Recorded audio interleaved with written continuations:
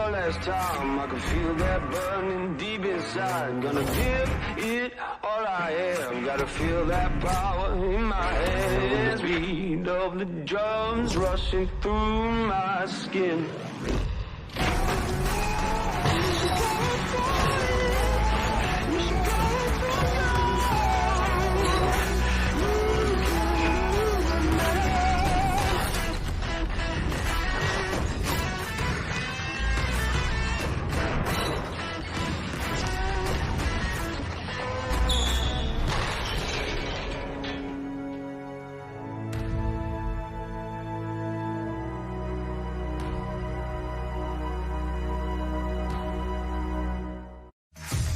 It's semi-final times in the BBL playoffs and the cream has risen to the top.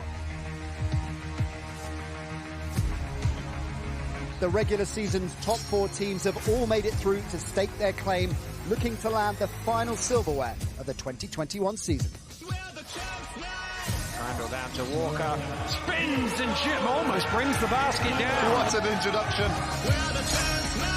Fletcher to win it, Gordon tips it in!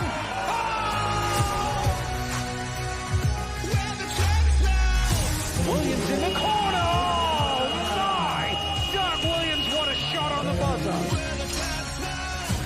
Wilkins chased by Morse out. Oh my! Where are the champs now? We're at the Morningside Arena in Leicester for the first leg of the BBL Play-Off Semi-Finals. Later on, we'll have a repeat of the trophy final as the London Lions face off against the Plymouth Raiders. That's our second game of the doubleheader. But first up, the 2 most successful sides in the British game go head-to-head once more as the champs, the Leicester Riders, take on the cup holders, the Newcastle Eagles. A busy old week for British basketball then as the season reaches its final stages. Good to have you with us alongside me as they have been all season long. 2 BBL legends, Kieran Achara, Ant Rowe. Great to see you both. Ant, first things first, taking personal interest and affiliations out of this. These are the 4 teams most people wanted to see in the semi-finals, aren't they?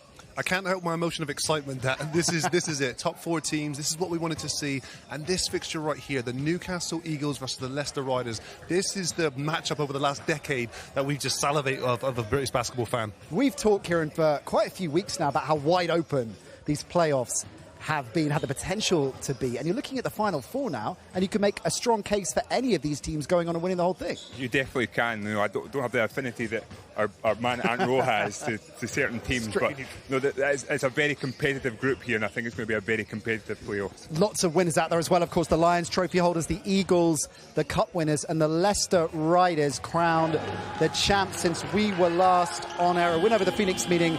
There was nothing the Lions could do to stop Leicester. And given the year that we've had and the challenges with COVID, how impressive was the manner of this title win, Kieran? It's been so impressive. You know, I have to tip my hat to Rob Paternostro. He's done a great job of keeping the guys grounded and just staying very consistent. They started strongly. They won 14 of the first 15 and were in control throughout the season, on top of the table with 24 wins. The Lions were the closest contenders in the end, and they rallied strongly to take it to the wire. They've been in brilliant form. The Raiders have also been in superb form for much of 2021 after a slow start to the season. And Newcastle, the cup winners, complete the top 4, and those top 4 seeds progressed through their quarterfinals with varying degrees of difficulty. Remember, the playoff quarterfinals and the semi-finals held over 2 legs, so it's the aggregate score over both legs that counts. The final league standings dictated the matchups, and the Riders dispatched the Flyers pretty comprehensively. Keenly poised after the first leg of the Lions-Phoenix tie that London cruised through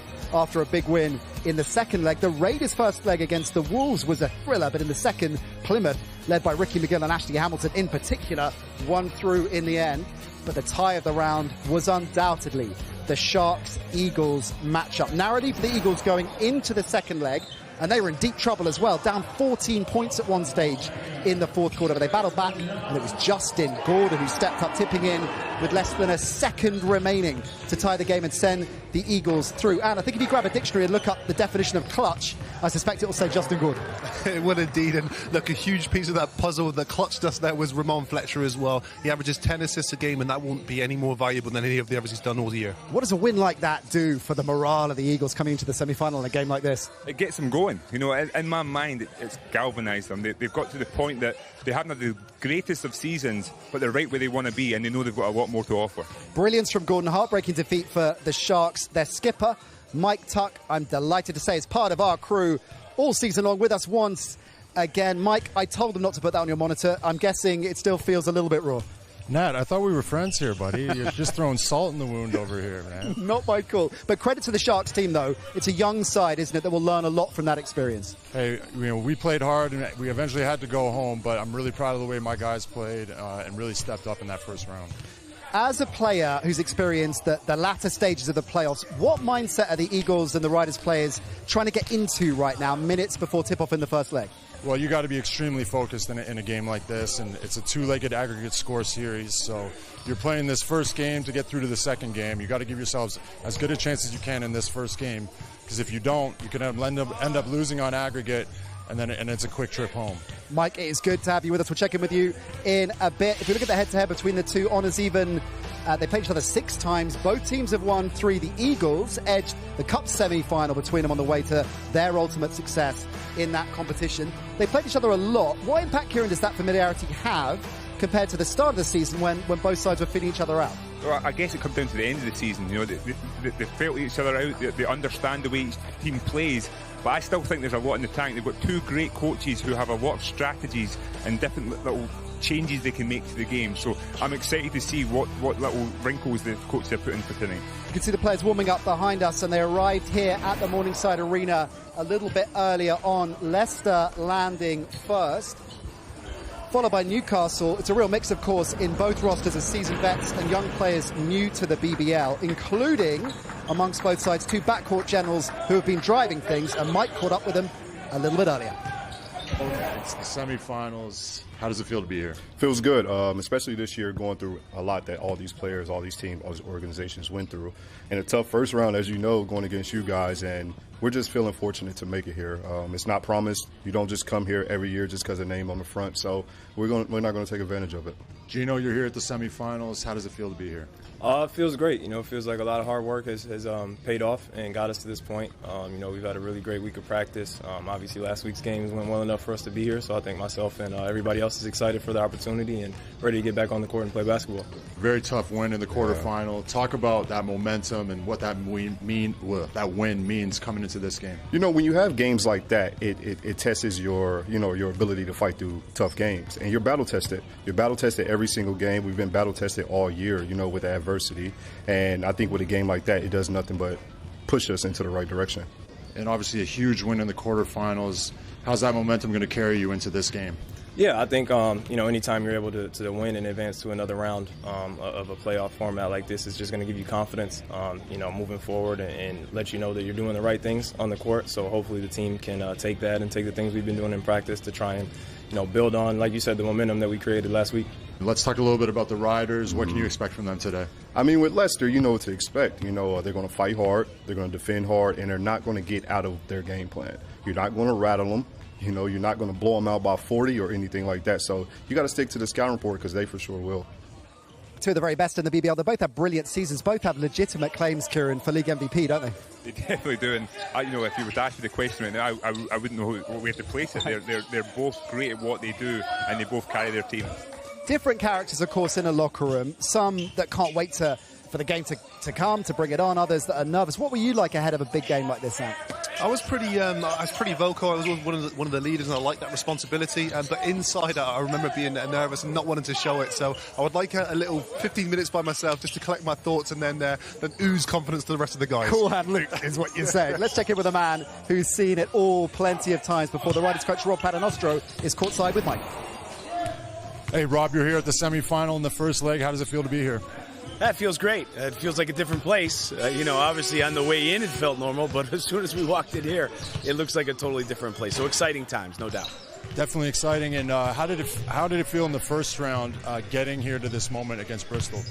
I thought we played well. I thought we played well on both ends of the floor. I think that first game we did the work, right? We were up 29 after that first game. Great second half. And then I even liked the way we played with the 29-point lead in the next round. So, yeah, good job by the guys. And, you know, our guys have done a great job all season. And, you know, they're a consistent bunch that are always ready to go. And that brings you forward to this game against the Newcastle Eagles. Historically, such a huge match. Does that play into today? I don't think so much, other than the fact that, you know, they have, you know, a couple players that we've seen many times, Fletcher and Defoe, in big matches. Great players who play well in big games. But, you know, when you look at the season so far, this will be our 7th and 8th time playing them. Both teams know each other very well. And, you know, they had some losses in the league. They had injuries, you know, finished 4th. But I think when you look at them, they're a top team with difficult players to defend. So it's going to be a real challenge for us over 80 minutes to play good defense. Good luck today, Coach. Thanks, bud. Back over to you, Nat. It's interesting to consider how different their mindset would have been if the title had gone even closer to the wire, because they were in control of that, and then they dropped some games. London kept on winning, and it got a little bit too close for comfort. But a very different Riders team rocket up. Now they've closed the deal, and they're turning up here as champs. It was entertaining, you know, that's how I see it, and it was a test of their character as well, because they did drop a couple of games. But the key thing for me was it was Gino Crandall. He was playing injured, and if you watch him in the last couple of games, he looks like he's back to full health.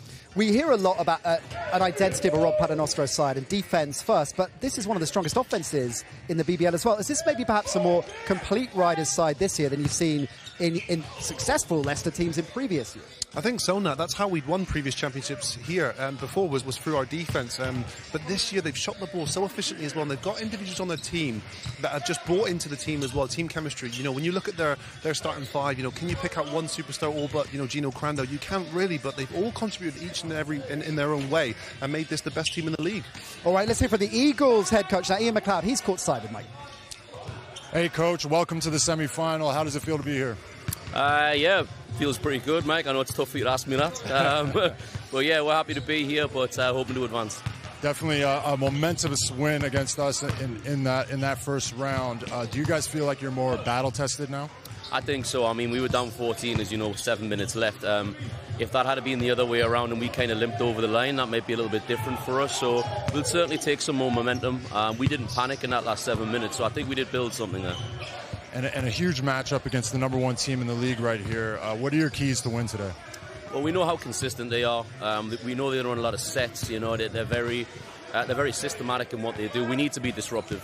We can't be on our heels defensively and allow them to be comfortable. You know, we need to get after them a little bit. And on your guys' end of the floor, do you think pace will play into this? Do you want to keep it up-tempo? It always does, but it's not necessarily the tempo and running 94 feet. It's the pace within the offense. It's how do we move 10 feet quickly? How do we move 2 feet quickly? Keep the players moving and keep the ball moving. Good luck today, Coach. Thank you very much. By their high standards, Ant, they've had an inconsistent season. Justin Gordon's injury was, of course, critical there. Maybe if he'd been fit for more of the season, they might have put on a more serious title bid. But as they showed us in the Cup, this is a team that is capable of going toe-to-toe with anyone in the league. They're not going to think of themselves as underdogs tonight at all, are they? This is a quality over quantity team now, and what I mean by that is their core 7-8 are very, very good. But when an injury happens, it does have a big effect on their overall production. This is the second lowest producing bench in the league this year. So you know that core 7-8 is really important to them. So injuries can't be on the cards for them. For Newcastle to have a shot, they've got to keep Gino Crandall quiet. We heard earlier on about the season he's having a front runner for MVP, Player of the Year in the Basketball Journalists Association Annual Awards. It was announced this week, and his tricks and his skills, Kieran, make him dazzling to watch, and of course a regular on our BBL Plays of the Week. But what makes him such an effective floor general? I think there's multiple things. You know, he's a great communicator. He's extremely humble, but at the same time his IQ. I think he sees a couple of plays before anybody else does, and that makes it easier for his teammates. And when you have that kind of humbleness with the skill he has, it's scary. So unassuming, isn't he? So understated. William Lee, another key player in this Riders side, shooting almost 62%, which places him in the top 5 in the league. What makes him such a hard player to defend? He's a silent assassin for starters. You know, he's not afraid to make the big plays, whether that be a three-pointer or a weak side, you know, remarkable block. You know, he's both ends of the floor, high energy. He's about 6'10", really long, extremely athletic. You know, a nightmare to guard on all accounts. Mo Walker has been out for much of the season, of course, which makes Leicester's title run that bit more impressive. They've done it without him, but he's not a bad player to get back when it comes to the playoffs, is he? You know, I'm just proud to see him back. You know, he's had a couple of tough seasons, and he's made an impact from when he first got back into the groove of things. So yeah, he's a game changer because he's a real presence down low and has great moves. Okay, on to the Eagles. We have to start with the heartbeat of their side, the two-time MVP, Ramon Fletcher, who's been in brilliant form once again this season. And how does he drive that fast break offense Mike was talking to Coach McLeod about that the Eagles love to play? He's a legitimate superstar first and foremost, and you know he does whatever his team requires of him. If Ramon Fletcher wanted to average 25 points a game in this league, he could do that, but he chooses to do whatever his team needs, and that's why he's got 10 assists as well. He's a leader, and he's the same as Gino Crandall in that sense, that being a floor general. You know, things tick and things go through him. Drives it through, but he's got a good partner in the backcourt in Cortez Edwards. They have to be amongst one of the best 1-2 punches in the BBL. He's pretty much, Kieran, the only guard in terms of league leaders for rebounds, which just underlines what a tough player he is. Tough player, tough athlete, you know, and I think he is, you know, I think he's still got another dimension to add to his game as well. You know, I think that he does all the little things that makes him so efficient. Justin Gordon, we heard his injury derailed, I think it's fair to say, the Eagles' title run. Why is he such a crucial player at both ends of the court for them? He's an X factor because he's such an athlete, but I think first and foremost he is that guy that likes the big stage. We've seen it in the cup final, we've seen it down the stretch as well in the latter games of the season, and we've seen it again just in the quarterfinal of the game-winning shot against Sheffield. He loves and he thrives on these big occasions. They're going to need him to show out today. And another unassuming player, right, just goes about his business with no flash, no show. We are getting closer to game time, our first semi-final of the day. Two of the BBL's biggest hitters getting set to square off once again this season. Tip-off is coming next. Crandall driving in, and he can finish. It's Fletcher getting all the way to the basket for the lay-in.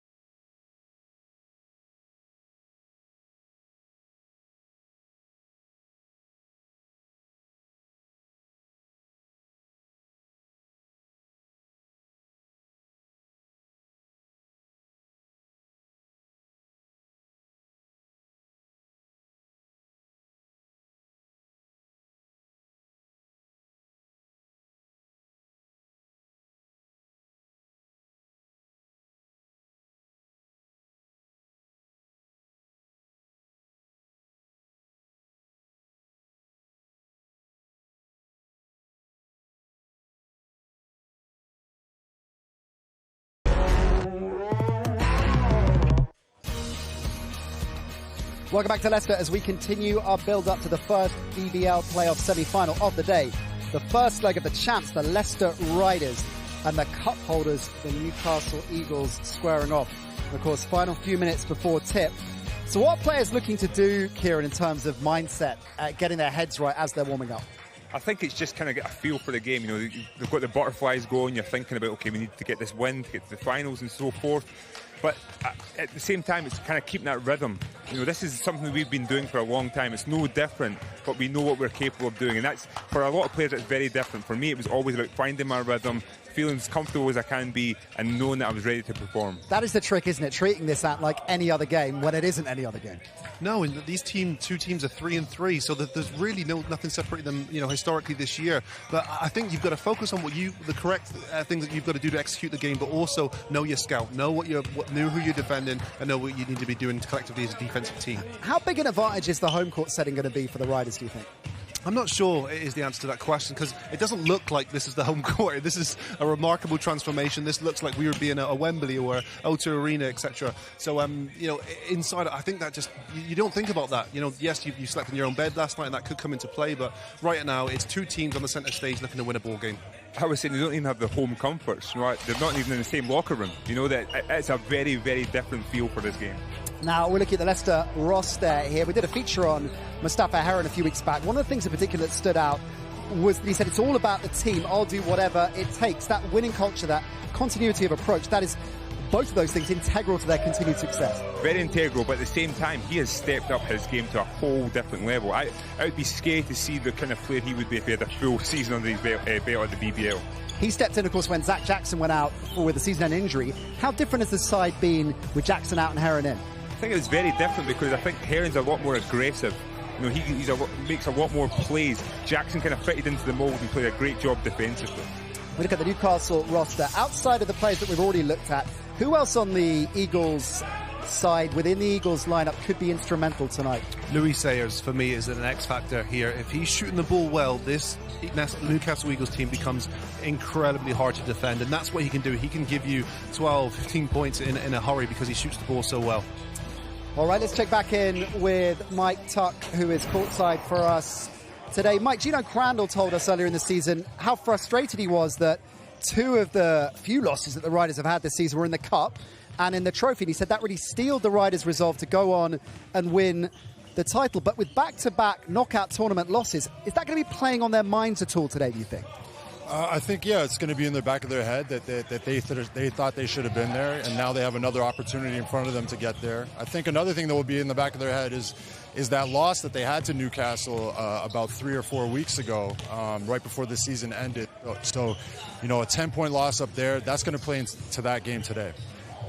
Mike, you played both sides a number of times this season. With Leicester and their strong defensive mindset, talk us through what makes them so hard to break down. Well, I think they're really well coached. They've got depth, they've got size, they've got speed, and they're one of those teams that really want to wear you down. As soon as they get an advantage about 10 points or anything like that, you know, you're pretty much done for because you're going to be trying to fight back the whole game. And how do you think this Newcastle side, the style of fast break offense that you were talking to Coach Mack about earlier on, loving points in the paint as well, how does that offense match up to this Leicester defense? Yeah, I mean, you've got Fletcher, you've got Cortez Edwards. You know, they're really out there pushing the ball. They're pushing the pace. So you got to kind of keep up with them, and they'll lull you into a situation where you're playing their style of game, and you don't want to play their style of game because they're just far too quick for that. Thanks, Mike. Check back in with Mike Tuck a bit later on. With the Eagles win a month ago against the Riders, they really forced Leicester out of rhythm, didn't they? Particularly in the second half, forcing a lot of turnovers. How do they manage to do that? I think it started with Darius Defoe. You know, he did a great job in Nelson Henry. Nelson Henry is also a playmaker from a big position. A lot of the offense goes through Nelson Henry. So Darius completely, I call him a disruptor. He really disrupted the game. And I think when Newcastle Eagles have a defensive focus, I think they can be a complete game-changing team. This one is keenly poised, and it is about to get underway. Ant Rowe has made his way over to the commentary booth for two of the most exciting teams in the BBL, squaring off with our first leg of the first semi-final of the day. So time to hand over to Ant and his commentary partner, Dan Routledge. Thank you very much, Nat. Yes, the two most successful teams in playoff history in British basketball. Newcastle with 6 titles, Leicester with 5. They've met in 3 finals. They don't often meet in a semi-final because they've so often been 1 and 2 in the league. But the last time they did meet in a playoff semi-final, they required not 80 minutes but 85 to separate the two teams. Newcastle coming out on top in that one in overtime in the second leg, and it is the Newcastle Eagles who are out first here onto court. And well, you mentioned Sayers. Of course, he had that game, and Tuck mentioned the win a few weeks ago where Sayers actually hit 4 3-pointers in the blink of an eye and really turned the tie for the Newcastle Eagles, but particularly how well they turned Leicester over in that second half. For sure, and you live by the 3, you die by the 3, and that's what you get with Louis Sayers. If he's shooting the ball well, you're obviously you're reaping the rewards, but if he's not shooting as well, your offense is struggling as a result. So we'll see how they shoot the ball from the 3-point line, because that'll be huge for him today. Well, now the Leicester Riders, the number 1 seeds in the league, playing on what is their own court, but it doesn't look like it. It is one of those things where you walk in the building and it feels like there's something completely different. The wood is the same, the baskets are the same, but the sight lines and everything else is different. But while they are comfortable in this building, and they usually shoot the ball well, it'll be interesting to see if the way it's been draped off affects any of that. Yeah, it would, Dan. I mean, I guess hindsight will tell us, won't it? But I think this is a focused team, and yeah, look, you can have the argument, battle tested or an easy win to get to here. But either way, both teams have got here. They need to win ball games here, and this Leicester Riders team have been the most consistent team across this season. You think over 2 games they'll just have enough.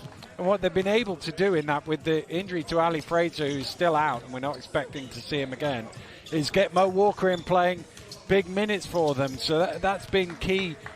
In terms of getting him some time and seeing how well he could do. Let's have a look at the team leaders. Well, it's clear it's the point guard on both teams. Ramon Fletcher becoming only the 2nd player in league history to lead the league in points and assists. Gino Crandall, if you go per minute, his numbers are right at the top of the league. He's 2nd in assists.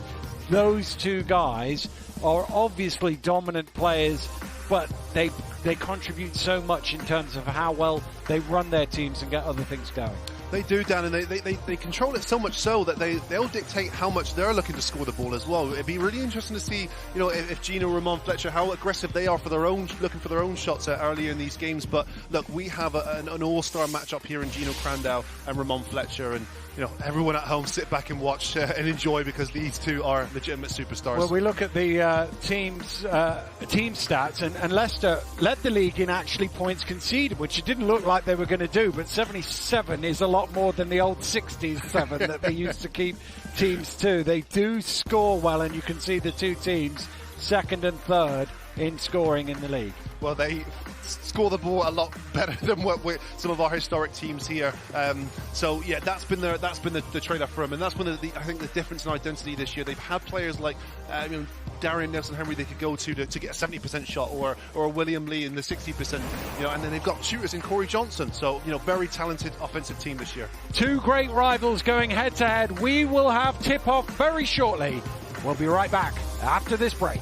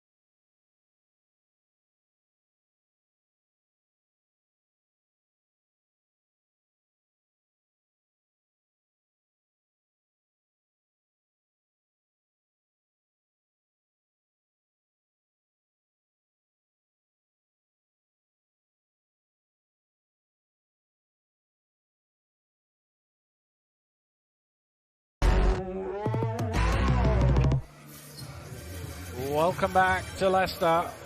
We have the two teams who've met more times than any other in British Basketball League history. The 140th meeting between the Leicester Riders and the Newcastle Eagles. There's always something important on it, and here is a chance for one of these two to make it through to the playoff finals over the next couple of days. Let's get ourselves into the starting fives for both teams, and it is the usual lineup for the Leicester Riders. Tried and trusted Johnson and Crandall with Heron, Nelson, Henry and Lee.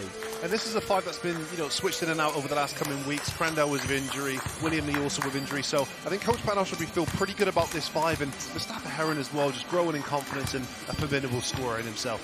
And if we have a look at the Newcastle Eagles starting lineup, Darius Defoe, as he has been in recent weeks, starting at centre. He brings them so much, particularly at the defensive end against this Leicester unit. Yeah, I wouldn't classify Defoe as an X-factor just because I know that he is going to put in a performance here. I just know he relishes this competition, and we've seen it over the last decade or so. But boy, will he need some supporting with Gordon, Fletcher and Edwards. And as we said before, Sayers needs to shoot the ball well today. The two teams making their way out onto court. It's been a long old season. There are potentially 3 games left. But first, they must win the next 2.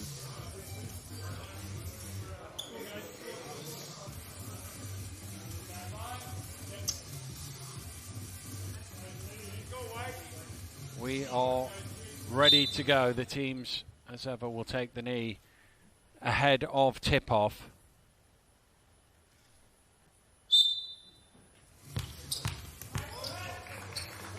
And it will be Nelson Henry and Darius Defoe to jump it up here, the first leg of the first semi-final in the BBL playoffs. And it's Nelson Henry who times the jump, and Leicester who get the opening possession.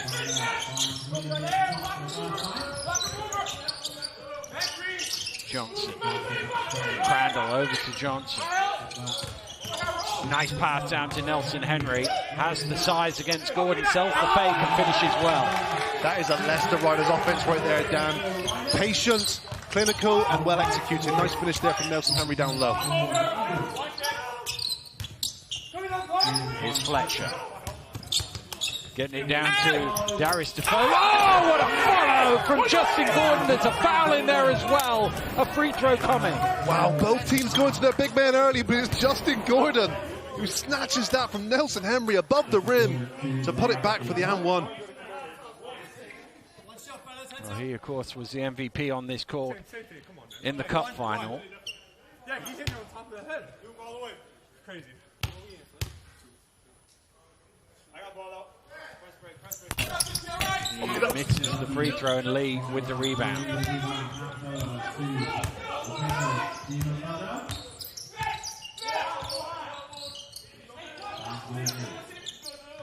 Little zone here from Newcastle in the early stages.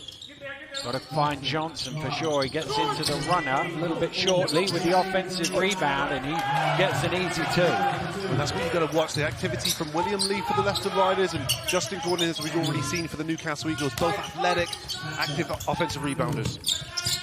Fletcher just lost the handle for a split second. Kicked out of bounds by Nelson Henry. That'll put another couple of seconds back on the shot clock. That was a superb right boot there from Nelson Henry, because if that got through, you know it's a layup for Darius Defoe there.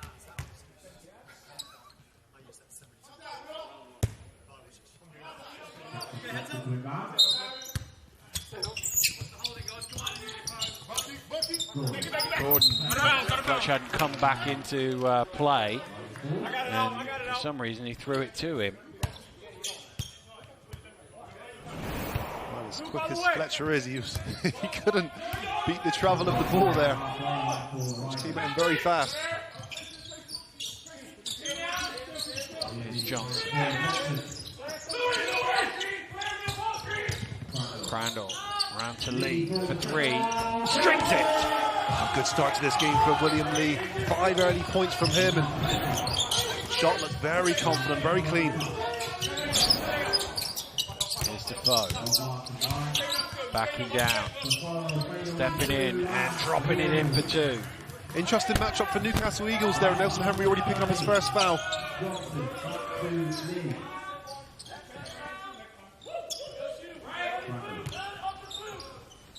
Here's Harry. That's real touch for him. It's a difficult shot, tipped off the ring by Gordon.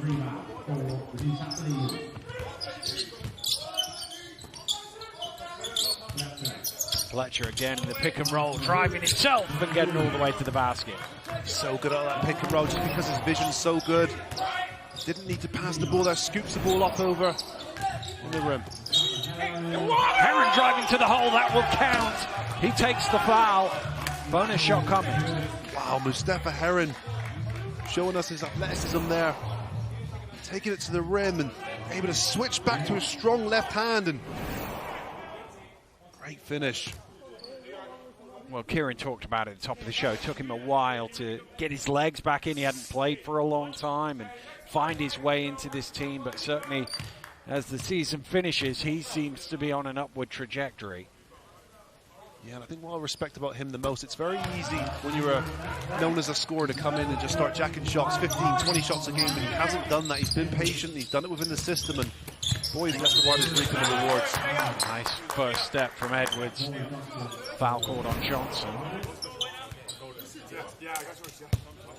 Cortez Edwards this time doing a good job to attack the rim, and both teams have done that. They've looked to, they're certainly not tentative, they're looking to aggressively attack the rim here and get defense to commit fouls.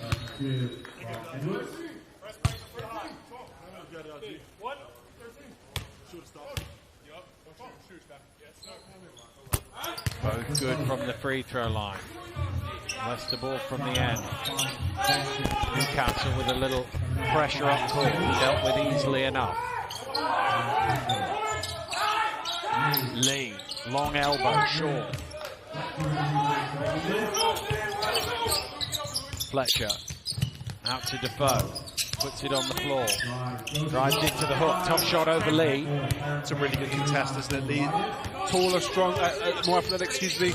Good contest there. Here's Heron looking to get into the lane again. It's going to be a held ball, and that will be Newcastle's possession. Good hand there from Cortez Edwards. Tie up Corey Johnson, who's running out of ideas there. That's right, Heron running out of ideas there, and a good tie up.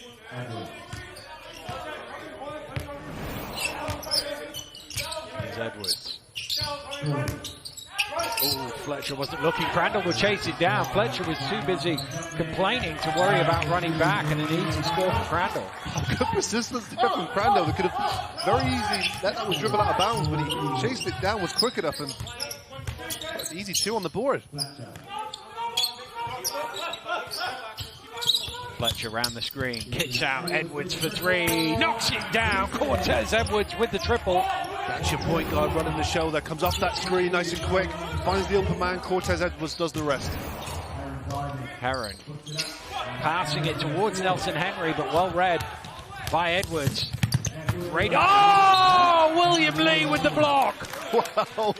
2 great defenders going against each other there. Cortez Edwards with the initial steal, and William Lee says no. Neatly timed block there.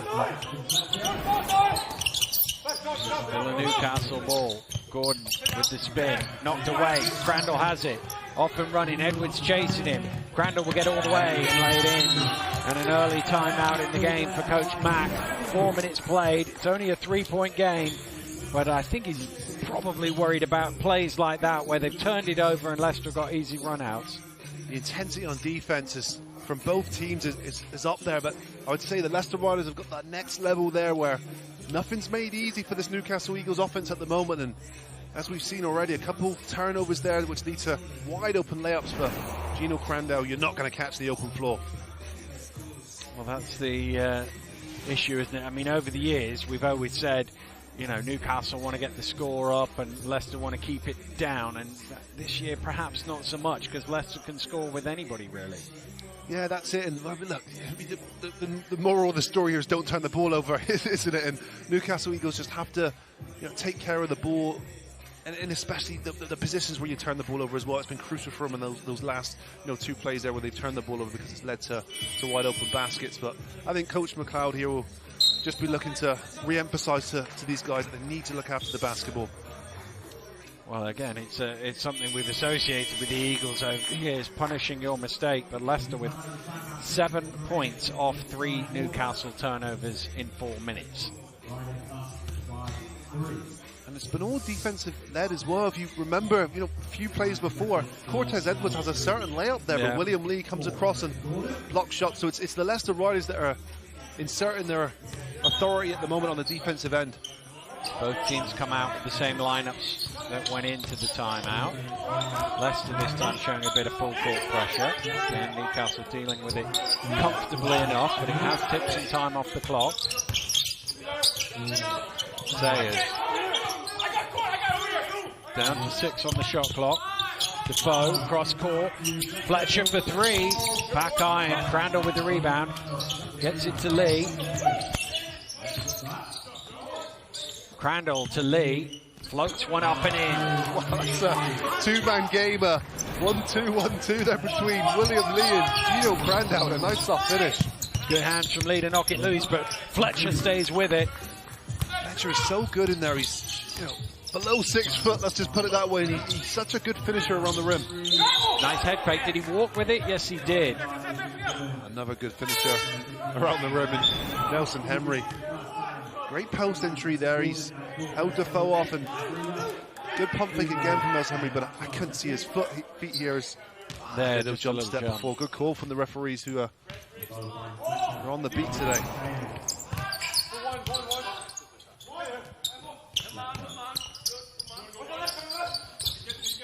Fletcher to Pfluger. As Newcastle make the first changes, it's poked away again by Heron. Pfluger and Maxwell coming into the game. It's plays like this doesn't turn the ball over, but Newcastle Eagles still know it's incredibly hard to pass the ball around. They've got 8 seconds on the shot clock.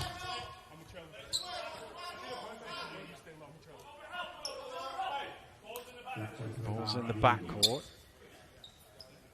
Defoe says that he will inbound it, probably shot clock related, given they've got 50 feet to go with it. Here's Fletcher spinning, stolen away by Crandall, and another easy run back for the Riders. Gino Crandall's defense and hand quickness is another level today. Pestered him the whole way there, and again out on the open break, another easy 2 for Crandall. Maxwell spinning along the baseline, and he turns it over. Eagles coughing it up regularly here in the early stages. 5 turnovers already.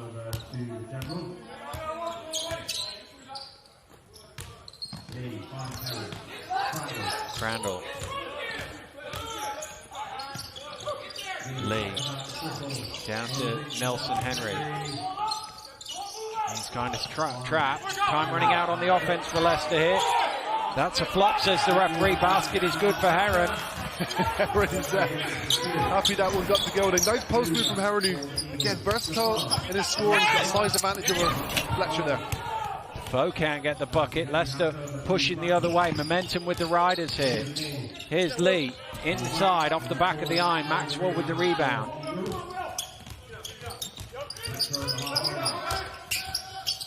Fletcher's going to take the 3. Rims out. There's no offensive rebounds as well, no crashing on the boards at the moment. The Eagles have to find a way to get second chance opportunities where they're not shooting the ball particularly well. Crandall, what a play that is! Well, he's had a couple easy ones today already, Dan, and that is not easy at all. Phenomenal finish there from Gino Crandall. Leicester now out to a 9-point lead. Pfluger fires up the 3, doesn't go. Another rebound for Leicester.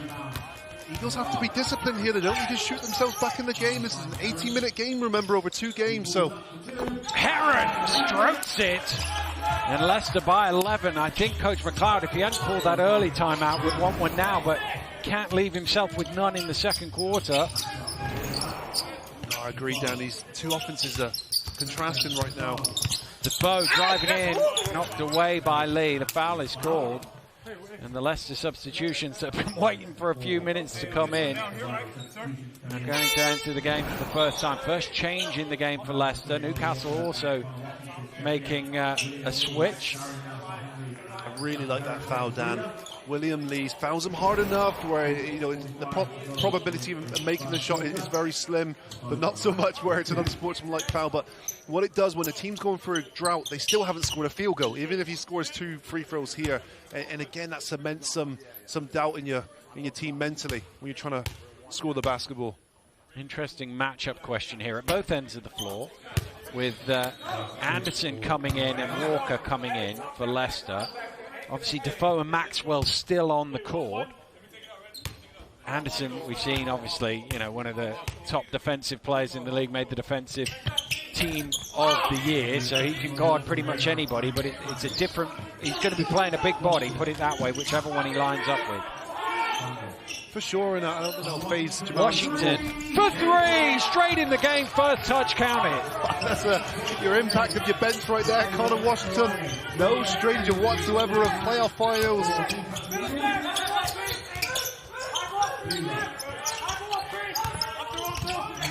Edwards takes the 3, Maxwell. Long rebound comes out to Washington. Leicester in control here in the first 8 minutes.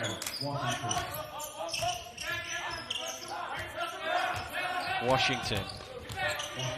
Over to Johnson, down to Walker, and he gets the easy score. Again, Dan, it's just really good patience from this Riders team. A good post-entry. Maxwell gambled there. Didn't stay disciplined, and Mo Walker says thank you very much. Well, of course, when these two teams met last time up in Newcastle, it was the Riders who started really well and were dominant in the first half of the basketball game, but Newcastle came back to win by 10.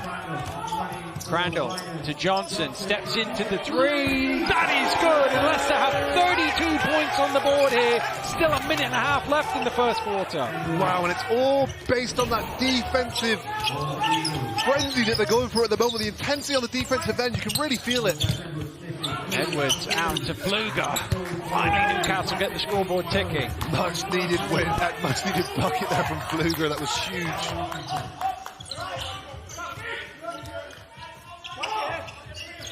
Washington, a lot of room for Anderson. He is a decent 3-point shooter to be hanging off him that far. Defoe with the slap down. And a little reaction there from Darius Defoe. I think he's going to get a warning somewhere in there, is he? Not sure whether he did or not. You see, he slaps down at the ball. He does get a bit of the ball. There's some arm in there as well.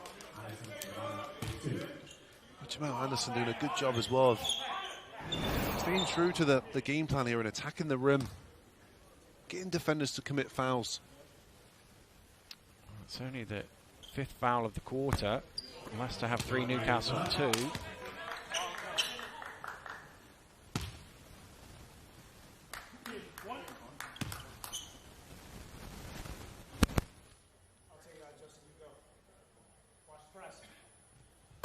Anderson makes the second.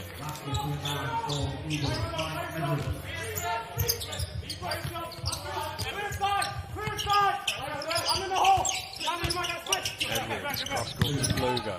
Down to Maxwell. It's behind the basket. And, well, he got out of trouble there with the foul, because if he got the shot away, I think he would have hit the bottom of the board. Yeah, it's one of those ones as a big man, you're like, please blow the whistle.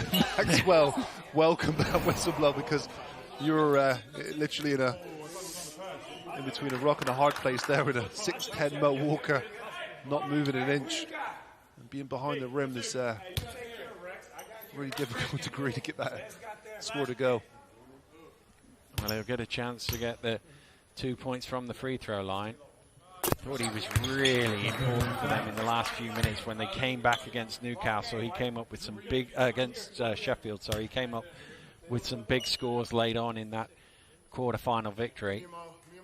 He did, and I like what Coach McLeod's doing. He knows he doesn't get a whole lot from the bench in terms of scoring, so bringing Maxwell off the bench, you know, he's a guy that can, and the bench for the season averages 16 points a game. Maxwell can do that by himself, you know, he's a 15 points per game guy, so they'll look to go to him late. Johnson back to Washington. Down to 5 on the shot clock. Washington getting in, takes the foul, basket is good. Connor Washington with the and one. Well, this signals some very dangerous signs for the Newcastle Eagles camp. Connor Washington active, in the mood, and he's about to look for his second three-point play already today.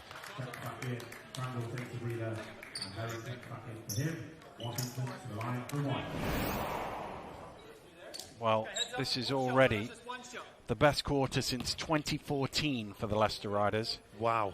If this goes in, it's 36, which they last got in December 2012 against Essex, who were a Division 1 team.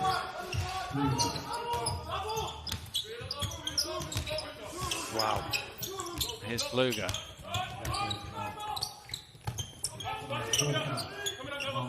Fletcher watching the clock tick down, looking for one more score. Maxwell's going to take the 3 on the buzzer, and he will miss. And what a quarter of basketball that is for the Leicester Riders. They have doubled the Newcastle Eagles up here. They have scored 36 first quarter points, their best tally in 9 years. What a start to the semi-final for the Leicester Riders. We're at the end of one here. It is 36 points to 18. Plenty of work for Coach McLeod to do in this 2-minute break. We will have the second quarter right after this.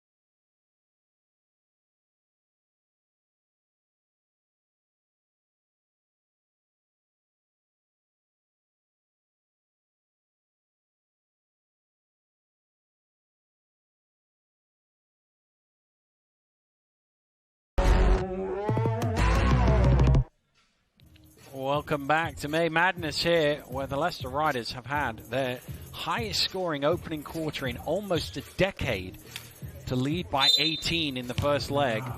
There's a long way to go. Still another 70 minutes to go in this tie. Newcastle need to get things going, particularly defensively. You can't give up that many points in the playoffs. Here's Washington driving through, dumping it back to Walker. Out to Anderson for 3. Off the mark. Washington timing that well. Walker. Down to Anderson, and he's being held by Fletcher. You see the approach of the Leicester Riders, they're so patient. So patient. They share the basketball, and even the shot previously when Jamal Anderson shot the 3, it was a good shot. The ball had moved. multiple passes.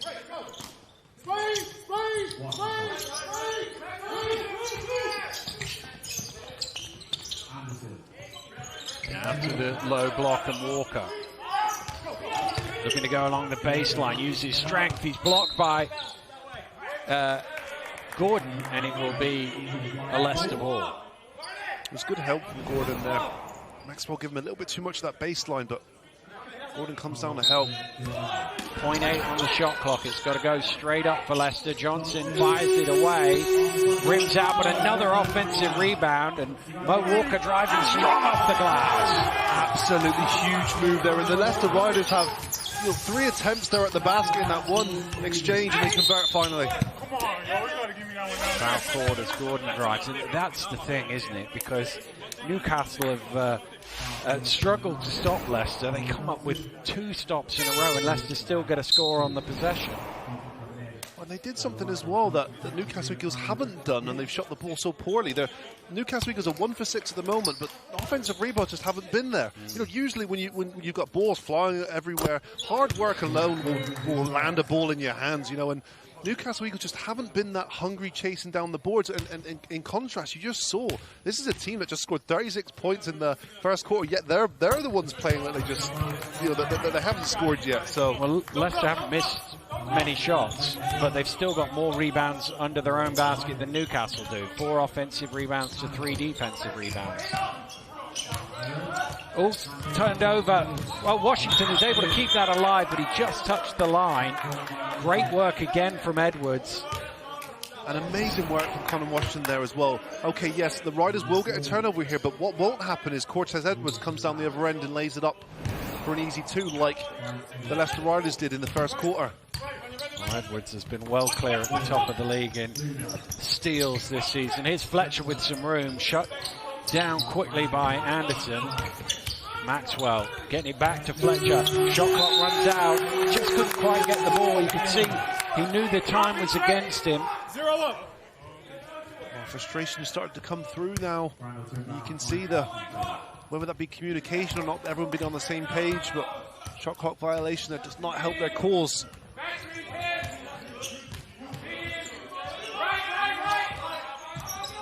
Washington to Anderson to Walker. Spinning back out to Washington. Washington, Anderson. Good ball movement from Leicester. They don't get any points at the end of it. It's really good ball movement, Dan. The worrying side for the Eagles is if they keep continuing to get good shots, then the Riders will score the ball at a high rate. Fletcher. Crandall gets back to him, but he's able to win the race along the baseline. I think Ramon Fletcher has to take over here, Dan. His team are not quite with him on that level yet. Crandall for 3. Oh, it's going to be a long night if Crandall's knocking the 3 down. It is indeed. It is. As if he sees the move from Fletcher there, and Crandall's like, no, I'm the best point guard in the league, and retaliates. Crandall has an efficiency of 20 already in the game. He's perfect shooting, 11 points, 5 assists, 3 steals. 20 in 13 minutes. And he had a couple of minutes on the bench. Might go to Rob and say, okay, Rob, I've done enough for today. I'll see you. Here he is again. Oh, not this time. Batted loose by Anderson, but Edwards is able to beat it to the sideline.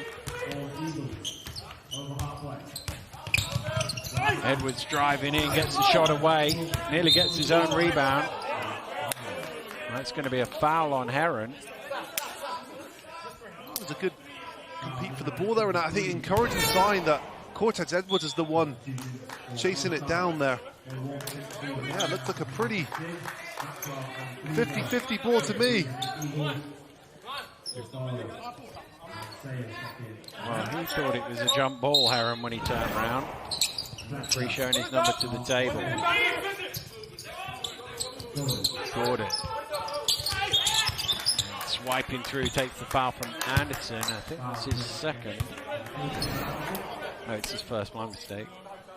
Gordon does a good job to get the defense to commit the foul, but I'm giving the ball back to Ramon Fletcher there.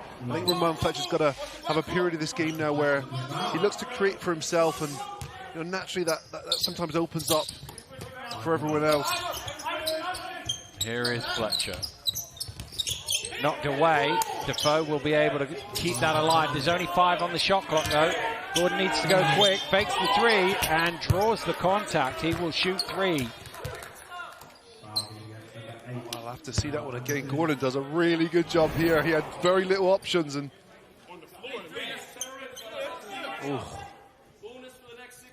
Wasn't a lot in it, but if there was a. You need to sit from the other side, really, don't you? The reaction didn't help from Jamel when he tried to pull back, so maybe that was the guilty sign there, and the referee's got it right. But either way, that was a gift. Yeah, the Eagles chance offense. for some much-needed points for Newcastle. 7 of 19 from the floor. Okay, one shot.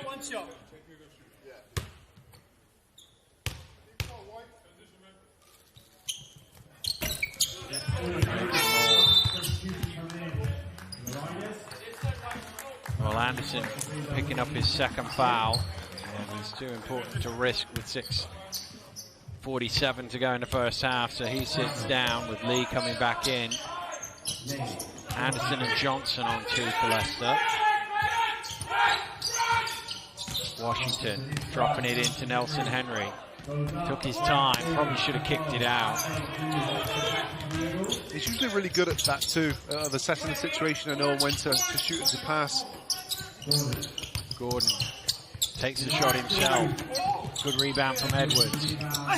Finding some room, but overcooking that. Heron looking to push, he's on his own, and he loses it out of bounds. Well, that's a way to get yourself back in a game, Dan, is to work hard. And you work hard and things will work out in your favour. You saw them crashing the boards there previously, and then active hands to get the Leicester Riders turnover.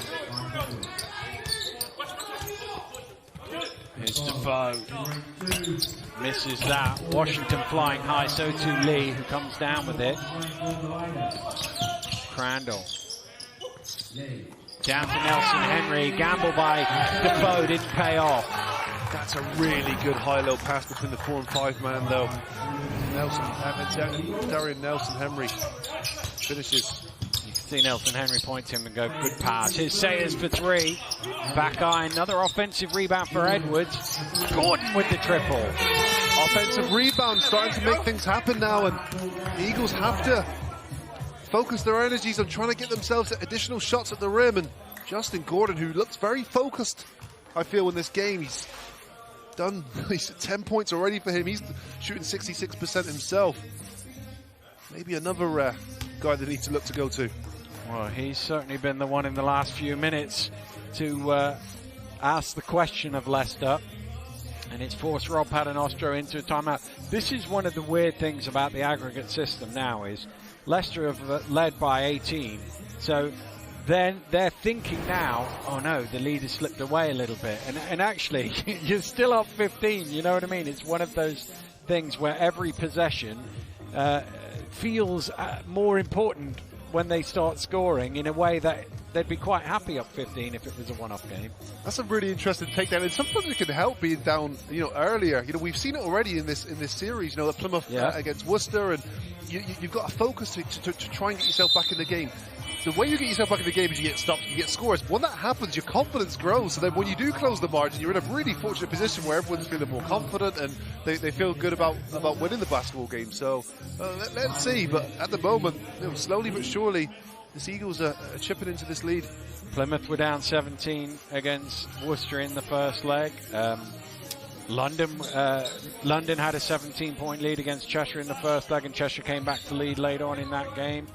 The Eagles were 14 down with 7 minutes to go when Tuck's making that three and pointing at us. We have seen ebb and flow in these playoffs. I guess that's the good news for the Eagles at the moment. They've got that comeback in them. They've proven it already in this playoffs.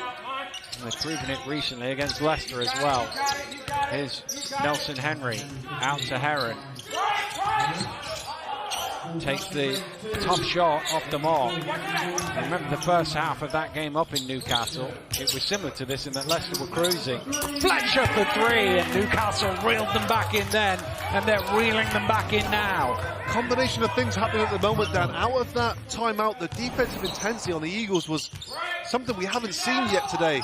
And a good stop for them, and Ramon Fletcher pops up for the three here on the other end of the floor. Brando looking to attack himself, spinning. Shot clock getting low. Drives in, floats one up. Lee with the rebound, he'll put it back in for two. Absolutely demoralising for that Newcastle Eagles defence. A great one-on-one defence from Ramon Fletcher, but he's let down by his teammates and William Lee in the offensive board. Nice drive to the basket for Fletcher. Takes the foul from Nelson Henry. That's his second. And Fletcher with a chance for another point. Wow, Ramon Fletcher. Again, didn't want to commit to that foul. Darius Defoe hasn't hit a jump shot yet, so I'm sure that's on Fletcher's mind, and decided to take it himself and gets the basket to go. Well, Nelson Henry joins Johnson and Anderson on the bench with two fouls. One shot, fellas, one shot. It was Marley.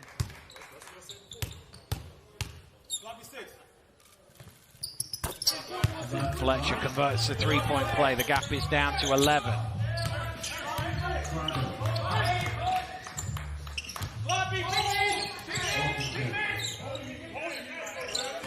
Washington penetrates in, finds a little bit of room, but not enough to get a clean shot away.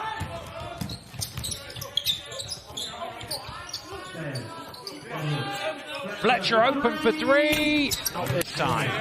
Wow. That goes down there. They're right there. They're one shot away, really, from additional pressure on this Riders team. Here's Heron for three.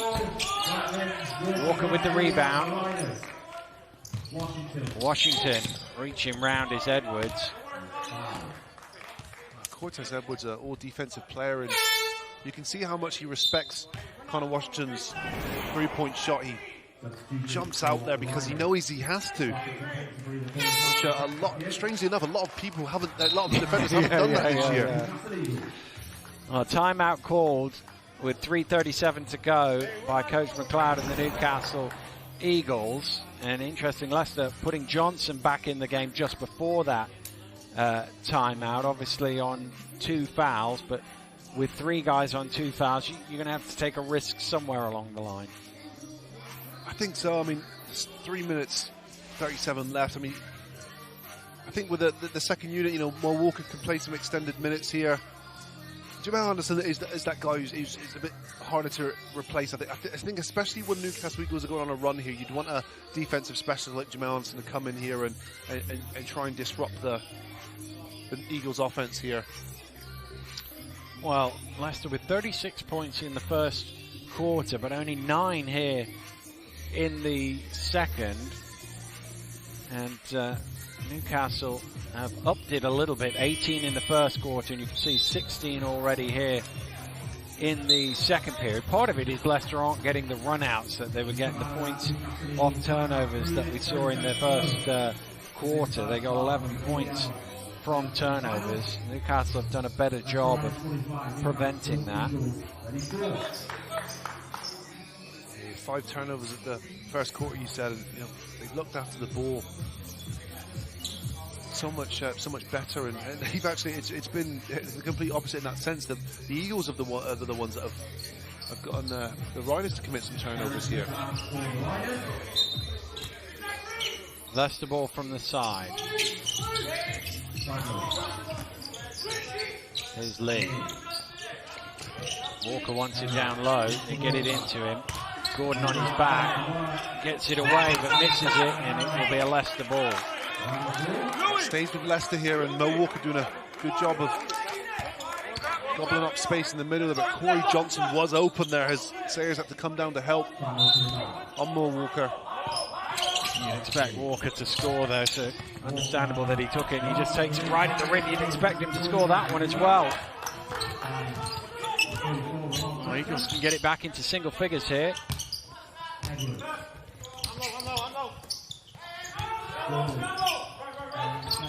Fletcher with the jump shot. Rims out. Lee with the rebound.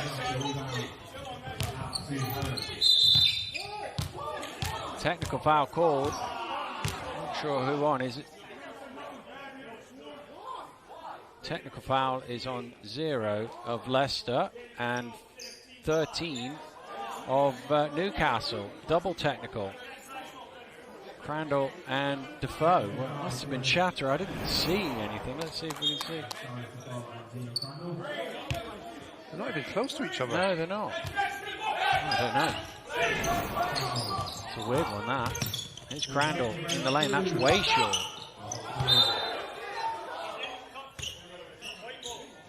Oh, what are they doing? Sign language back I and forth? have no idea. That is the strangest double technical I've seen all season. You don't want to see technicals in any game, but you don't want to see technicals in the playoffs either unless it's absolutely necessary. And I think the BBL referees have done a really good job of that so far in this playoffs. Walker just taking that away, but he's out of bounds.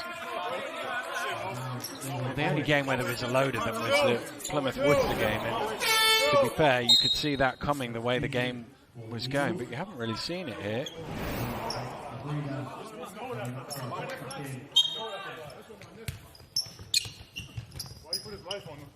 Fletcher into Maxwell. Maxwell has the size advantage. Back out to Defoe.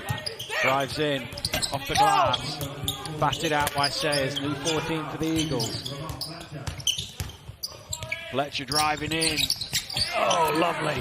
Such a tough finish down, and again it was Lewis Sayers who batted the ball out for a second chance opportunity there at the rim, and Ramon Fletcher converts. It's down to 9.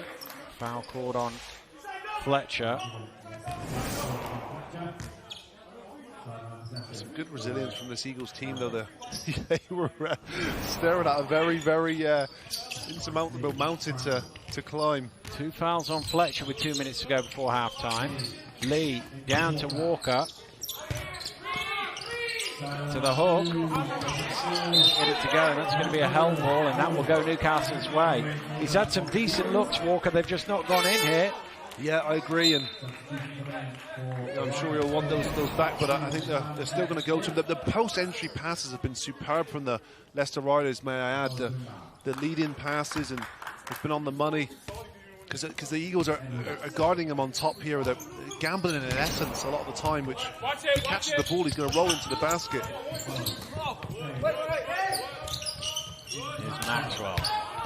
Back down Walker, not an easy thing to do. To the turnaround. Good hand from Walker to make that a difficult shot.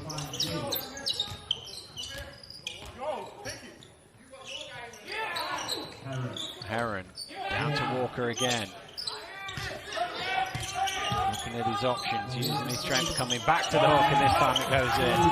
Oh, he's not going to miss too many of those, and again, good possession in a good post entry again. The use of the right hand this time. Double screen there from Defoe and Maxwell as Edwards goes all the way through.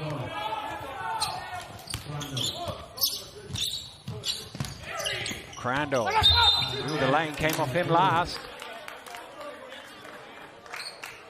Trying to release that pass, wasn't he? Couldn't quite get the ball out.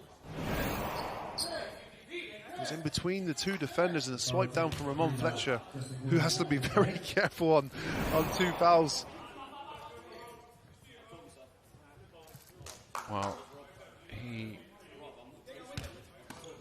I thought he was walking out of the game. He's walking to the corner. Defoe's gone out. Last minute of the first half. Leicester by 11, having led by 18 coming into this period. Fletcher trying to get 3. Maxwell for 3.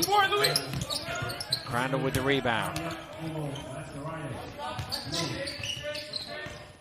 Here's Walker again. Checking out his options. Looking to go himself. Shovels it to Lee. Off the mark. Walker with the rebound. Well, he wasn't intending it to get to Lee, but it got there. Lee comes out of the paint to avoid the clock. Still Walker making a nuisance of himself. Lee again. Well, they had about 6 goes at it. Leicester eventually scored. Incredible. That was like a rebounding drill. You've just put William Lee and Mo Walker against the whole team to try and make something happen, and exactly what they did. Great energy from both of them there. Last couple of seconds here of the first half. Fletcher driving in, getting all the way to the rim and laying it in on the buzzer. Well, a good response from the Newcastle Eagles in that second quarter. They won that period and have cut Leicester's lead, but the Riders still in control here. They are 49-38 up. We are halftime of the first leg. And, well, Coach Mack will be pleased with the response from his team in that second quarter. For sure, you've got to remember there's a lot of basketball left to play in this two-game leg so far, and it could have been a lot worse for them there after that first quarter. So, no, I think they'll take the moral win here headed into the first half, but more importantly, I think they'll take confidence in knowing that Ramon Fletcher can score at will, and Justin Gordon as well with 10 points at halftime. Well, you see the shooting percentages there. Leicester shooting the ball better, but also coming up with 10 offensive rebounds. That's pretty impressive when you numbers are in the 50s and 40s to get 10 offensive rebounds as well. That's been huge for them, and I think William Lee has been an absolute catalyst, but also the big Mo Walker inside, who's been played absolute havoc on this Newcastle Eagles defense. And the Eagles will feel that the shots will come back to them. Those numbers should go up. So only down 11 at halftime, having not shot the ball as well as they would usually do in this ball game, and the turnovers reasonably low after the early stages where they had 7 of them, and it cost them 11 points in that process. And you can see 11-0 on the points off turnovers, and 32-16 points in the paint for the Leicester Riders. That's really where they've been getting it done. Let's get some halftime reaction down on the baseline with Mike Tuck. I'm here with Justin Gordon. Justin, let's get your initial reactions from the first half. They came out hitting, and we came out turning the ball over, and they got that big lead. We got back to the way we want to play basketball in the second quarter. Yeah, what was the difference there in the second quarter? What changed it for you guys? Just taking care of the ball, getting the shots that we want, and also getting stops on defense. 100%. What's your mindset moving forward? What are you going to do in the second half? Just play more of our style of basketball, talk and communicate, be more physical on defense, be a little bit more disruptive.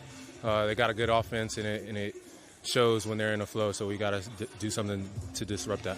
Yeah, and what about points in the paint and second chances? What are you guys going to do to fire back at that? Yeah, they got a lucky bounce, some of those, but 50-50s is going to be a huge key for us to win the game, so we got to finish up, clean up possessions, and get those steals off of those deflections that we do have. Thank you, and good luck in the second half. Appreciate it. Thank you. Newcastle, Justin Gordon and the Newcastle Eagles have it all to do in the second half. Mind you, they're pretty used to comebacks at this stage of the season. Second half, coming next time.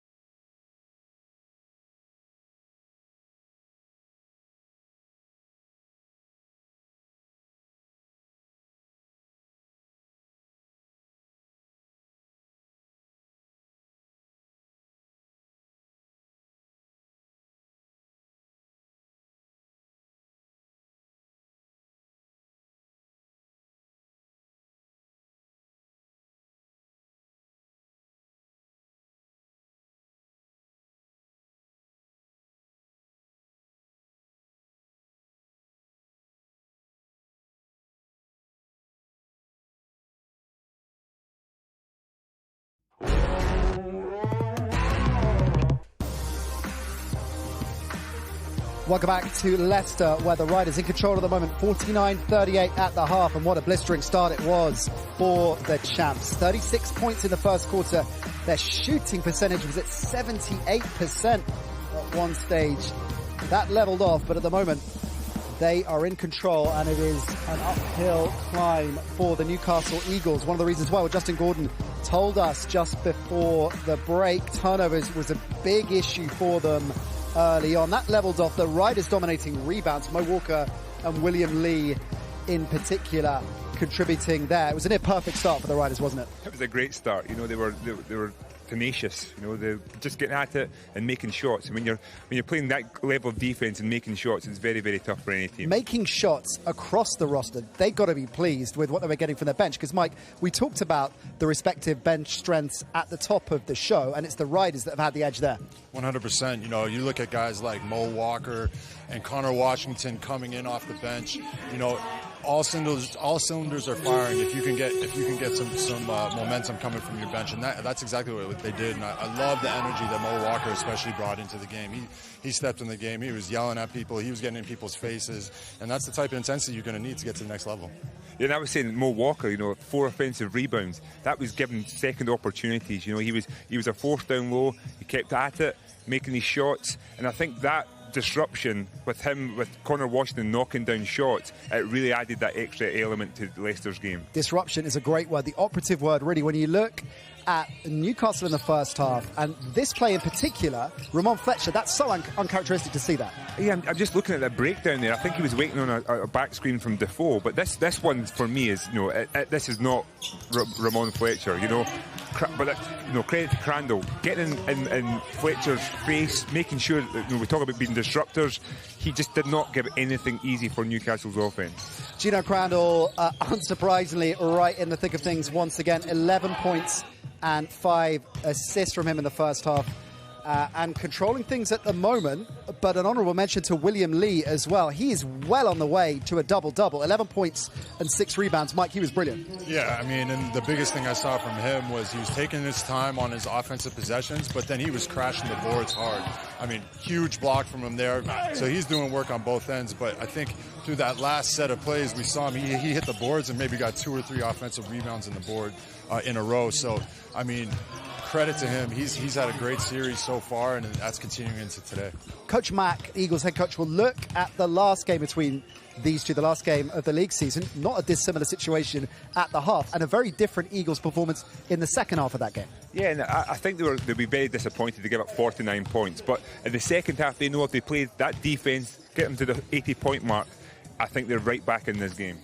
All right then, so this one still wide open now. We've had great access all season long, getting to know some of the personalities you see on court, and there are some very big characters in the BBL. Let's check back at some of our favourites.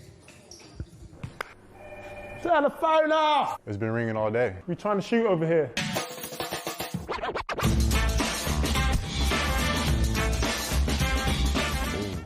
It's gonna start some fights. Wait, talk, baby. Come on now. I'm gonna say me. I don't know how everybody else is gonna like that, but I'm gonna say me. You're not gonna say yourself? I mean, I can't say myself. I think I am, but you know, I just wanted to be a bit nice. You can't shoot. You're trash. You can't guard. You can't stop me. I'm gonna make fun of somebody's shoes, their haircut. He trash talks himself, I think, as well. Don't be so sensitive. I will kind of scroll your Instagram before practice, so yeah, I'm a bit cheeky. Kevin Ware, listen, if you follow him on social, all he does is talk trash to the other teams. Wasn't there a tweet that he sent at the beginning of the season? Yeah, he said Sheffield suck, and they do. I stand on that. Oh, God, probably Rob Marsden. I just could imagine, like, if Rob had headphones in, he couldn't be listening to anything good. It's going to have to be Ben Thomas, the coach. He listened to some classical music in it the other day. Ben was some classical, listening to some opera and that. No, Eddie's got a horrible music taste. No, snakes. I can hit them folks a little bit. I hit the wall. Let me tell up. Hey. Hey. Yeah, that's a good one. can't really get jiggy right now, but you get me. That's what it is. And I ain't seen nobody. Well, Sam does this thing with his legs, you know, where it's like the stanky leg almost. So I say Sam can get out there a little bit with me, but I don't think he can keep up. I think he loves rough. They like meet up for coffee and stuff. It's weird. I think Coach hugged him a couple of times. I didn't know what it was weird. Probably tough because he's been here about 2 decades. Me, baby. Come on now. Coach's pet right here. Andrew, he's one of them teachers' pet guys, isn't it? Like, you know, like, he's going to bring Coach an apple in the morning and stuff like that.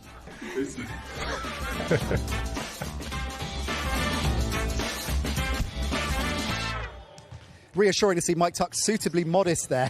To be fair, most players name themselves as the best shooter too, Mike, so you're in good company. Hey, you got to believe in yourself. You got to stay confident, you know, and will it through. Did Kevin Ware get an interesting reaction from the Sharks when you squared off? I mean, it was something that was talked about in our locker room, but hey, that's part of the game. You know, trash talking is always there, and now obviously it's all over Twitter. So back in the day, we used to do it to each other's faces, but now they want to have Twitter fingers.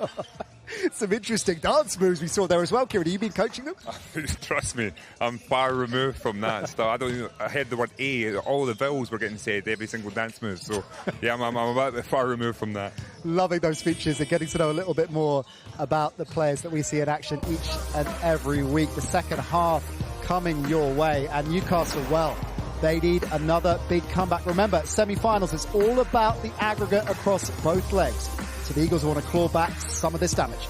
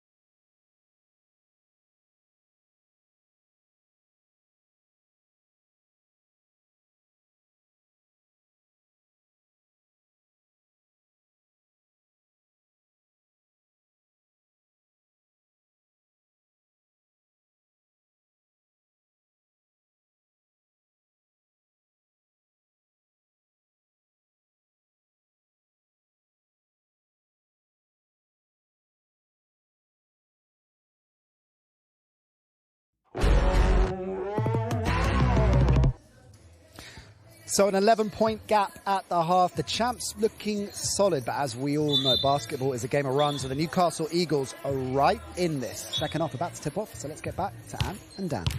Thank you very much, Nat. Yes, I should imagine in his halftime team talk, Rob Paternoster would have said, we played this team 3 weeks ago.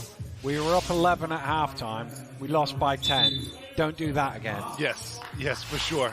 You probably would have added a few plays in there as well, Dan, but that's the message for sure. And I know that would be causing him somewhat stress at the moment, just because we saw it, didn't we? We saw signs of that happening in the second quarter there. The Newcastle Eagles were able to fight and claw their way back and turn their fortunes around here and put in a very good second quarter performance, winning that 20-13. So who knows? Halfway through this game.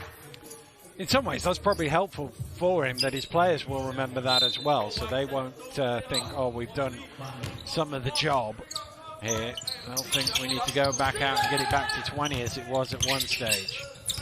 Here's Lee into Nelson Henry. That is beautiful. Beautiful play. It really is. It's just designed to execution, and the execution is even as perfect as the design. There's Fletcher, who's up to 18 points for the game. Wow. Well, he needed to take that scoring role.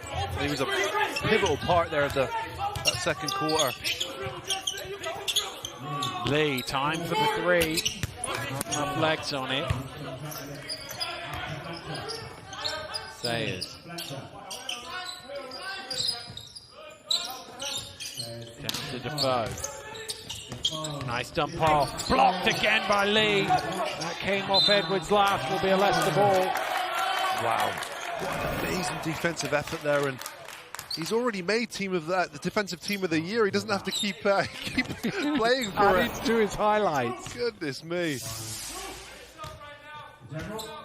Leicester with their usual starting five to begin this second half. That's well pulled in by Heron. He somehow gets that into the basket. Heron has done a remarkable job there to even catch the ball, let alone gather himself and be able to finish there and amongst the defenders.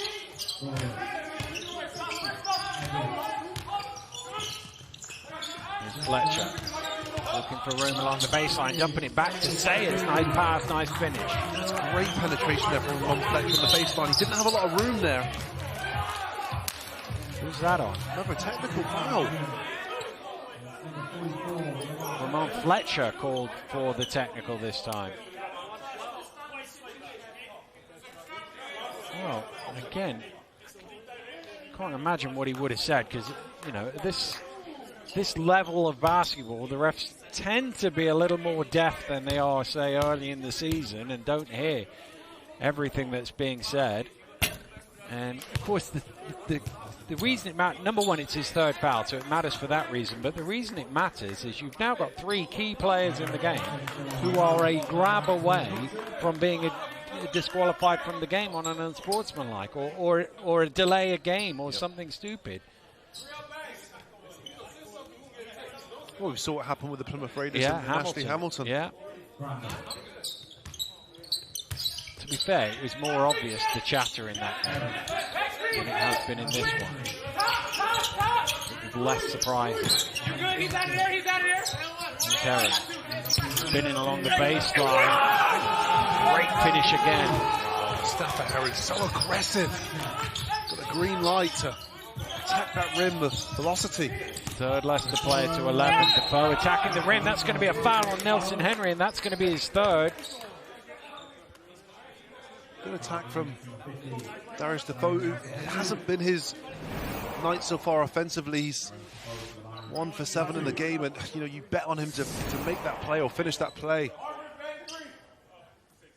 Well, it was one of those fouls that Rob Paternoster hates. It wasn't much of a foul. He didn't really need to do it, and it didn't even impact on the shot.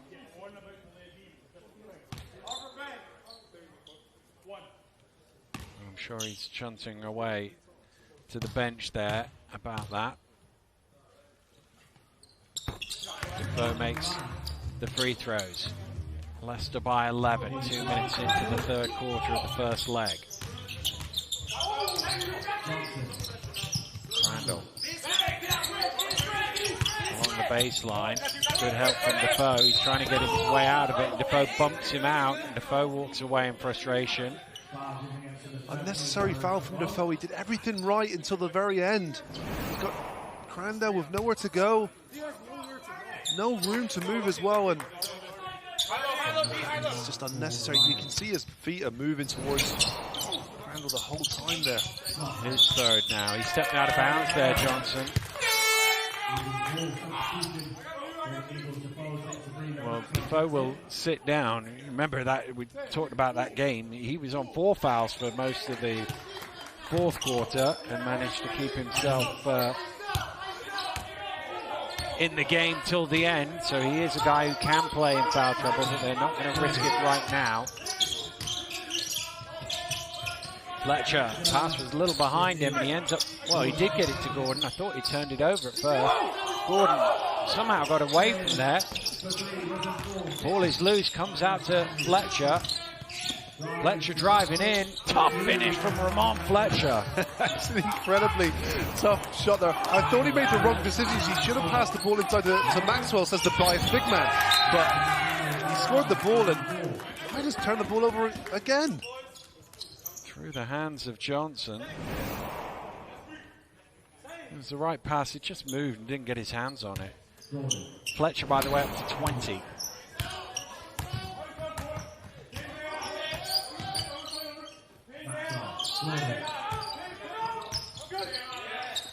Maxwell for 3.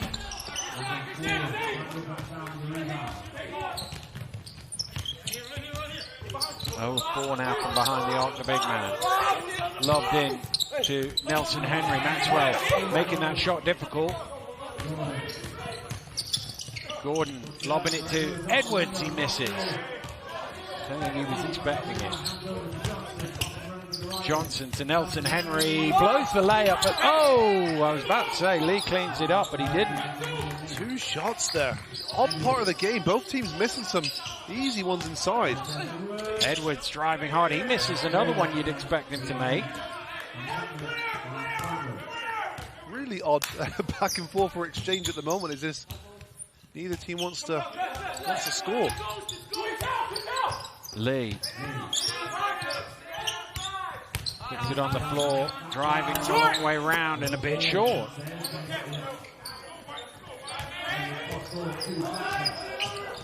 Here's Fletcher dumping it down to Maxwell, and that's going to be on Nelson Henry. That's going to be his 4th. Big foul. Huge foul, and again it's Ramon Fletcher penetrating right in the heart of that defense, and a beautiful pass. I think if you're Nelson Henry, you've got to be disciplined there and just remove yourself from that situation. Clearly hits him with the body there. Mo Walker.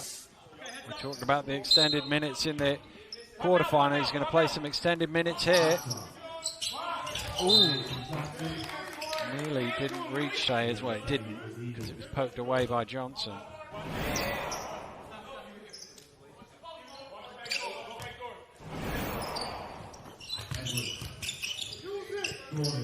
Gordon. Driving in. Lee kind of going underneath him. Commits his 2nd foul. Beautiful move by Justin Gordon, and a crossover back to the right. And that's a shot as well you'd expect him to make. It's the 8 consecutive shots here of layups just not converted by either team. Well, the free throw's a little short. It had enough on it. Okay, 1 shot. Wait for release. 11 points for him. 2nd one is clean. Well, Newcastle got it back to 7 here.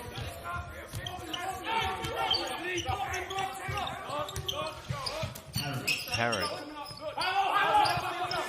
Lee in the corner is Johnson. He steps out of bounds again.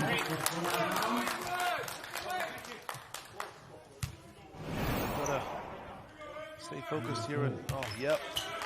Good call from the referee. Careless turnovers at the moment from Leicester Riders.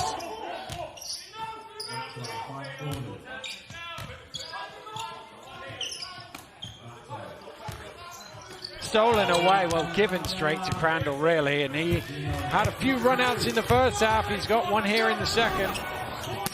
Those easy baskets, as you said, Dan, but you've got to be alert enough to be able to pick those passes up. And you know, Crandall's been on point in that regard today. 4th steal of the game for him. Is Sayers with room for 3. Tipped away, but only to Edwards.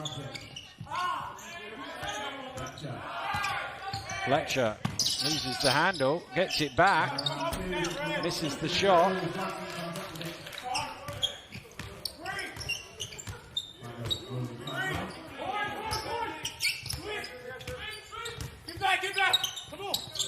Down to Walker, has to come back out. Crandall with the deep 3, knocks it down! Wow, that's a big time play there. Very limited options there. And he lets it go and knocks it down. Fletcher driving in, I think it's Walker gets the foul. Ooh, there's a little bit of chatter here. Fletcher needs to walk away because he's already got a technical, so a double technical will see him leave.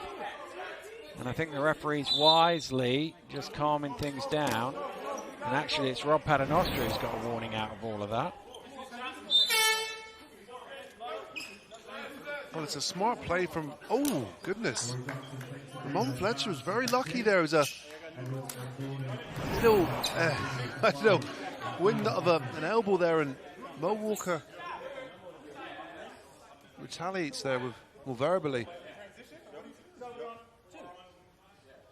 That could have been a lot worse for either player. If they both get a double technical there, it's significantly worse for the Newcastle Eagles. They just lost Ramon Fletcher, as you said, Dan. You're one foolish move away from being ejected of the game.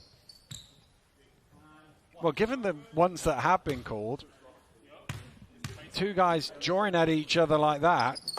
I mean, the Defoe and was it Crandall one in the first half? They were at either end of the court for their double technical.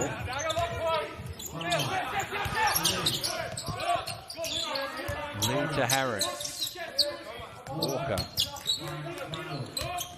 Crandall dumps it off and jammed in by William Lee. Talking about your point guards penetrating in the heart of that defense. Gino Crandall gets right in the mix there, and nice little pass to William Lee for the dunk finish.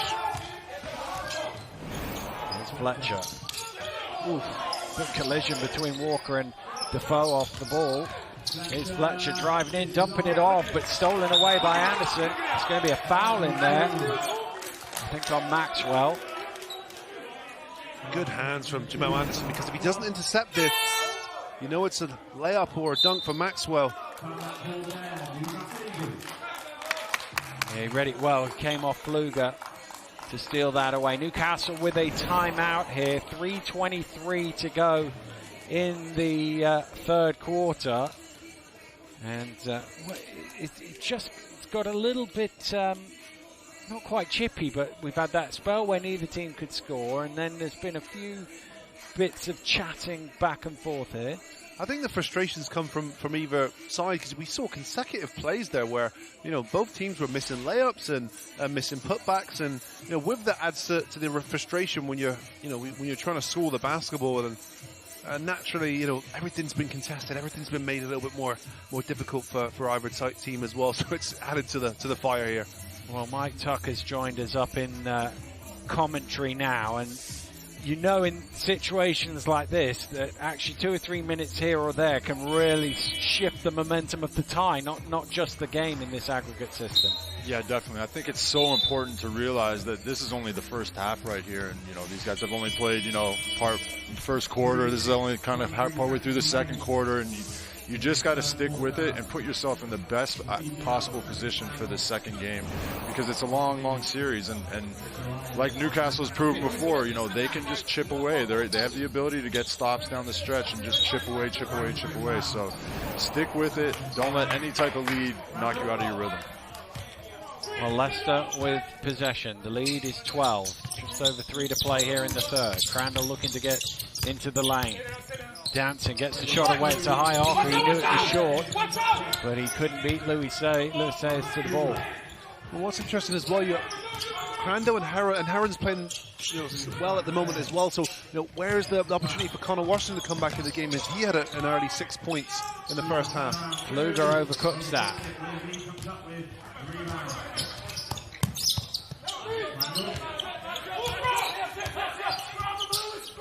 Here's Crandall. Lobs up the alley-oop ball, but it's missed. And Herod with the rebound. And I don't think you can. Yeah, you can't touch the ball while you're hanging on the ring. So it was thrown up to him. He misses the dunk, and then because he's hanging on, you can't. Oh, he had to let go by the time he got the ball. It's a good pass. Heron would want that one back.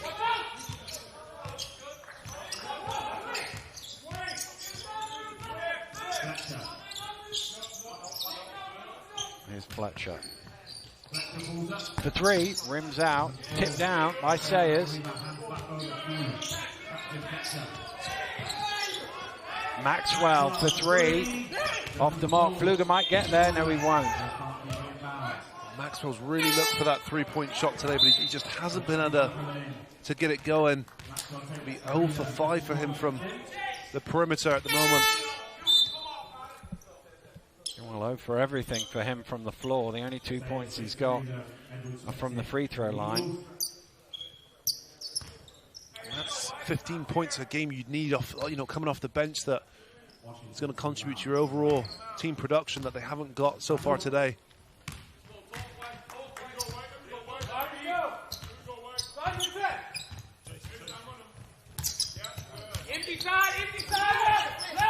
Crandall.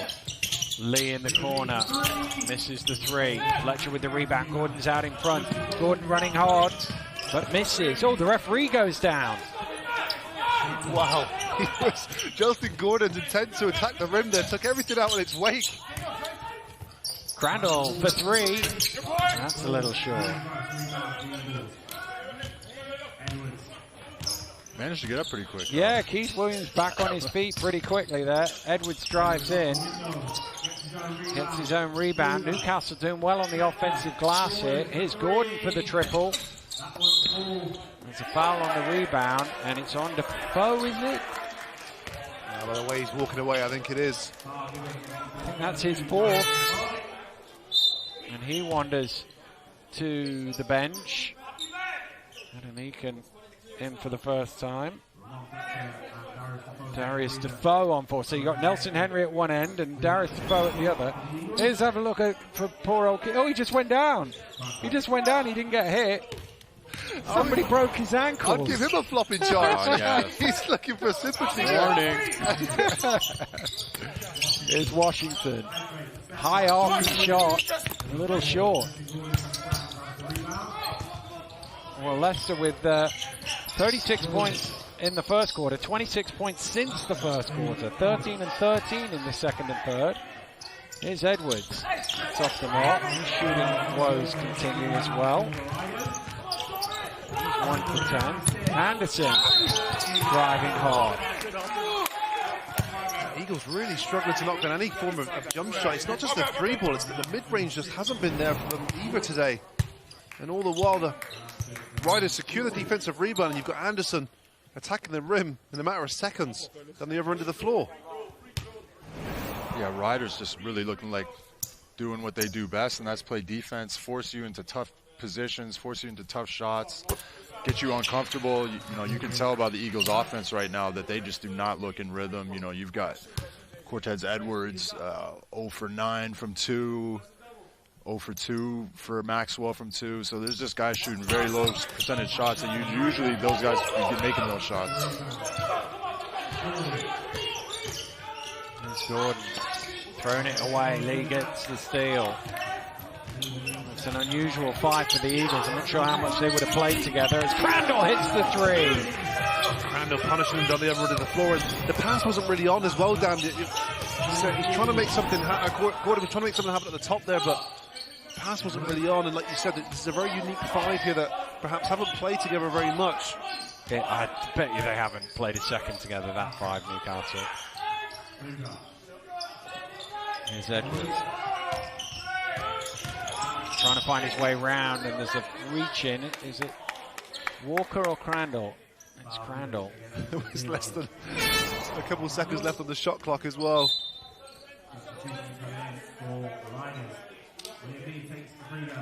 Sorry, 3.22 left on the shot clock. Oh, sorry, on the shot clock. I was looking at the foul, sorry. Second foul on Crandall.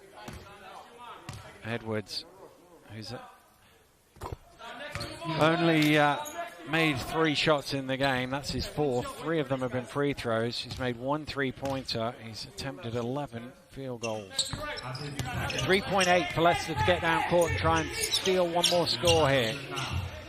Goes quickly to Walker, on to Anderson, and Leicester get there, and Leicester get the score. What a great play with 3.8 seconds to get all the way down the court for a bucket. What a smile on Mo Walker's face as well. Really happy with himself there on that pass, and he should be, because it was perfect. Well, a good last minute from the Leicester Riders. They'd struggled to score a little bit, but they've extended their lead in the third. They are back out to a 16-point advantage, 68-52. We'll be back with the fourth quarter right after this break.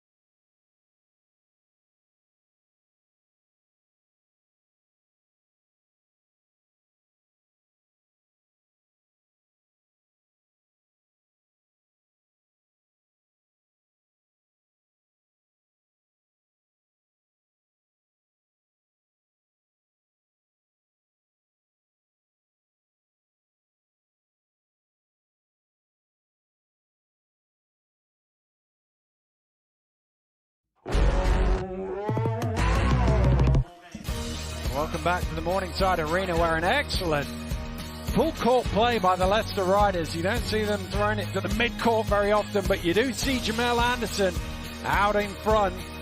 And that was what stretched Leicester's lead to 16 with a quarter to go here. Fouls on into the game for the first time for Leicester.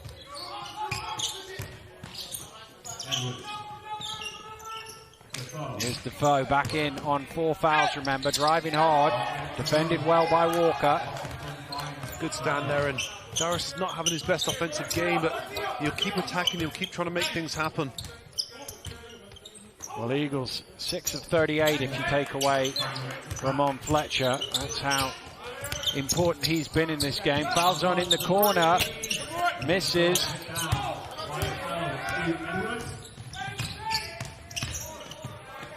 Edwards back out to Gordon. Defoe travel. It's just very schoolboy errors, isn't it? Your foot out of bounds or travel, or I think when you're Newcastle Eagles in particular, you've got to play a near perfect fourth quarter here now, going into game 2. Well, Defoe had that look of, wait a minute, I've been in this league for 17 years. I've won 26 titles. You're going to call me for that travel? It's in the rule book.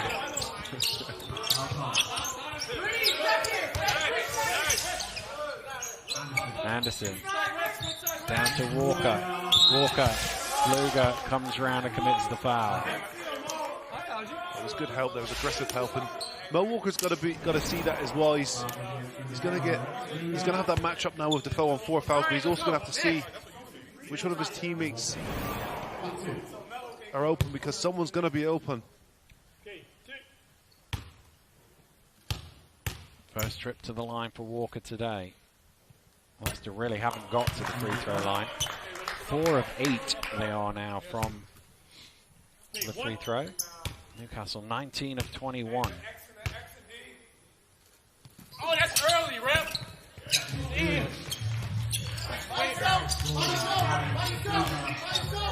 There's Fluger. Chased around by Falzon. Not loose. Turned over by Rex Fluger.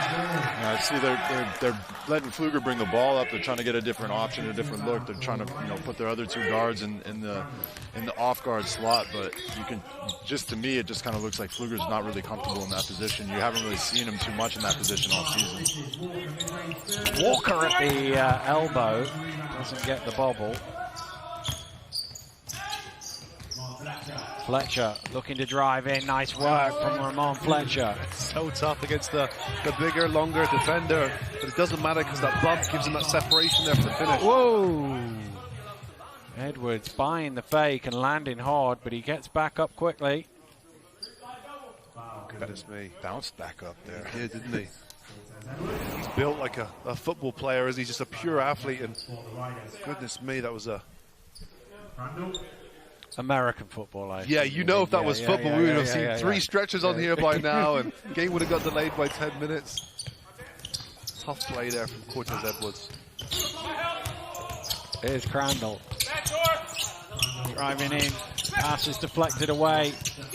Fluger's able to come up with it as Fletcher saves. Fletcher looking to attack. Nice dish to Edwards for 2.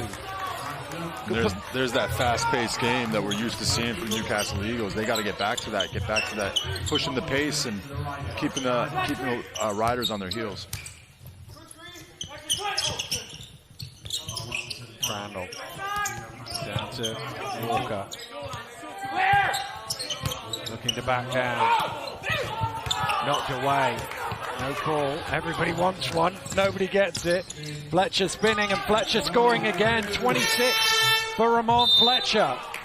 As you said, like all the Eagles got to do if they get stops, they're one of these teams that they push the ball so well and get out in transition. And as you saw there, Fletcher gets another layup as a result of Eagles coming up with the ball on defense. Well, here's the 2 big guys going at it. Leicester wanting a slap foul, Newcastle wanting a charging foul. Tuck, you're the man who lives down there. What did you make of that? If it's anything with Darius, I'm calling it against him, all right? I think Darius does a great job. He's a vet, man. Like, you have to take your hat off to him. He does every single little vet trick that you can do. He gets in there. He's trying to play the psychological game. He's trying to be physical. He's trying to, he's slapping when the refs aren't looking. All those little things he does.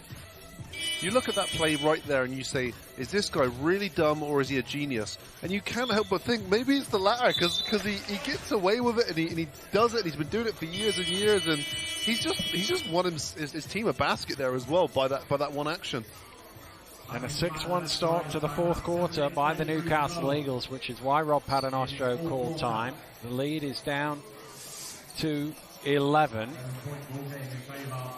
And well, I mentioned the semi-final that these 2 teams played in the playoffs. Leicester did win by 11 in the first leg, and they lost in overtime in the second leg by 12. Did you play in that, bro? What year was that, sorry? I can't remember. It was probably the year after you retired. I'm trying to think now. Is it 17, 18? Yeah. Here's Lee. Back to Crandall.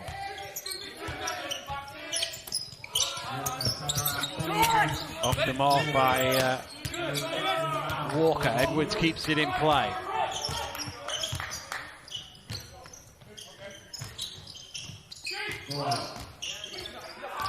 Gordon back to Fletcher. Fletcher takes the 3.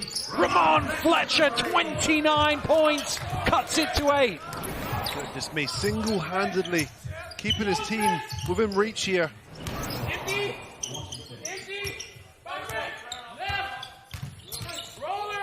Washington. Trying to find some room. Washington getting into the lane, a bit too strong on that. Newcastle come down with it. Pfluger keeps it in play, and they can cut the gap again here, the Eagles. It's been a long time since they've been closer than this. Fletcher again. He's going to take another three, and he's going to make back-to-back threes. It's a 5-point game. Just in case you don't know, it's a former MVP doing MVP things. You're back-to-back big threes from Ramon Fletcher. 32 for him. Well, they've scored 12 of the first 13 points here in the fourth quarter, Newcastle Eagles.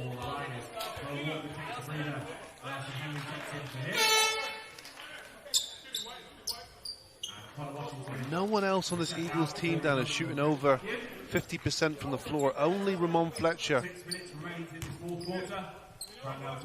is shooting above 50%. Oh, it's Edwards' fourth foul as well in all of that. Crandall, ball is kicked. Pleading with the official, Fletcher. And he booted it. It was an obvious boot. I think Fletcher's not convinced, but it was an obvious kickball by Darius.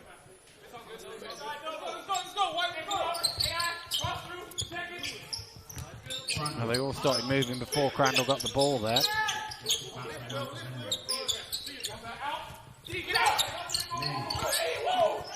Anderson in the corner for three. Off the mark. Defoe with the rebound.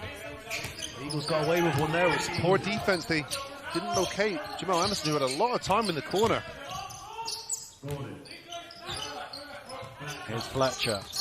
Poked away by Nelson Henry. Remember, he's on 4. Here's Gordon for 3. Newcastle have hit 3 in quick succession, and they've cut it to a 2-point game here. Ramon Fletcher on the floor, taps it, gets to the assist to Gordon, who hits another big 3. You cannot leave this Eagles team around. They will stick around. They will cut that lead back. Did a great job on the defensive end, holding Riders to one shot and done, and then coming down. Ramon Fletcher does not give up on the plate.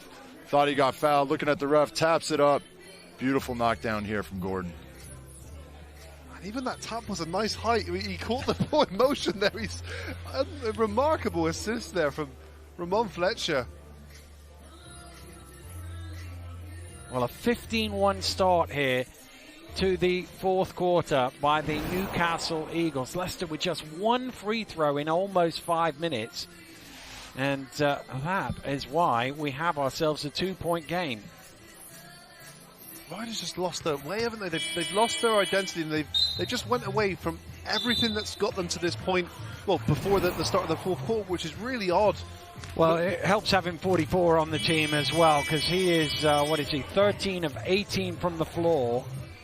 And a couple of big threes to really set the train running here in the fourth. I mean, from Leicester Riders' perspective, offensively, they just went away completely for even Mo Walker to a degree. When you look at his game, he shot a couple, mid-range jump shots. He didn't do that at all in the first half. He was very effective, very dominant down low, and they haven't really been able to find any continuity on offense, which they were really good at. Oh, thrown away by Lee. Sayers with the steal, chance to tie it. Back to Edwards, and on to Gordon, and that's going to be the 5th foul on Nelson Henry. Wow, that's a really, really tough pill to swallow if you're on the Leicester Riders camp. And Nelson Henry, as a former big, he has to be more disciplined than that. He's challenged the shot, but he's also came down with 2 hands there, and it's a really easy call for the referees there in that case. Oh, Gordon had a chance to level the game, but he misses the first. Nelson Henry has been blighted by foul trouble, only played 15 minutes. He won't play anymore today. And that's 12 points and 7 rebounds that you're almost guaranteed to get from him that you haven't today, when finishing with 6 points and 1 rebound. Well, he missed them both there. Defoe almost came up with the offensive rebound.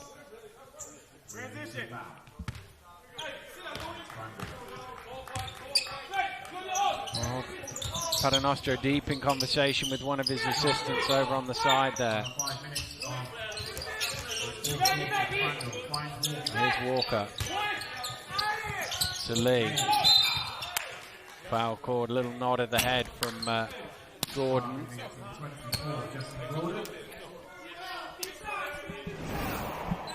Well, he's one of the guys not in any foul trouble. That's his first. This is why you get nod of the head, because you don't care. There are a couple of these. Into Johnson. Out to Walker. This time he knocks it down. That's a big shot there from Mo Walker. Knocks down his first jump shot today. First jump shot for the Riders all quarter. Defoe. Back to Fletcher. Behind the back. Gordon fakes the three, puts it on the floor. Here's Fletcher. Driving in. Deflected by Walker. Heron. Out to Lee. Mid-range. Walker trying to keep it alive. It's tipped by... Oh, I think that would have been a Newcastle ball, but Edwards, in trying to keep it in, actually stood on the line with the ball. I think if he let that go, it might have been a Newcastle possession. Yeah, I think you're right, but he wasn't certain, was he? Both Defoe and Walker were going for the ball here. And then he steps on the line with it. Here's Heron. Stolen away. Eagles have it. Fletcher, back to Gordon. Sayers for three! No. Look how high Gordon goes to get that back. Edwards, mid-range, strings it. He hasn't made too many shots today, Edwards. That one goes in. He was 2 for 12 before that one and strings that one. That's a big bucket. What an offensive rebound from Justin Gordon, who skies to give his team a second. Oh, nice pass. Oh, Walker gets his own rebound. And he's blocked again. He's still going to work in there. Kicked it out eventually to Lee. Shot clock is low, 2.6. Well, how Walker doesn't score here. Justin Gordon is having a really impactful period here. I mean, it was him. Without that block there, Williams scores the ball. I just like this intensity that Newcastle has come out with in this fourth quarter. It's a complete change from that first half. 3:26 to go in the game. 2.6 on the shot clock for Leicester here. They lead by 2. Lobbed into Crandall. Fires up from the elbow. Misses. Lee with the rebound. He misses. Well, Leicester's shooting has gone off a cliff here. This was a team that scored 36 points in the first half. Yeah, first quarter. First quarter, excuse me. Poked away by Crandall. They haven't got 36 since then yet. Shot clock getting low. Gordon's got a heave. Fires it away. Almost backed it in.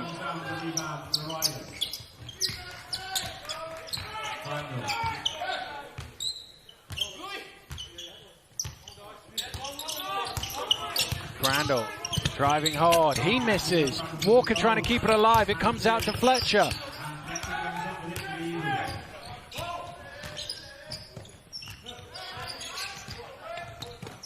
Defoe driving in. Defoe ties the game at 71. Again, Ramon Fletcher using that screen wisely, and he's able to feed Derek Defoe in a very dangerous area for the finish.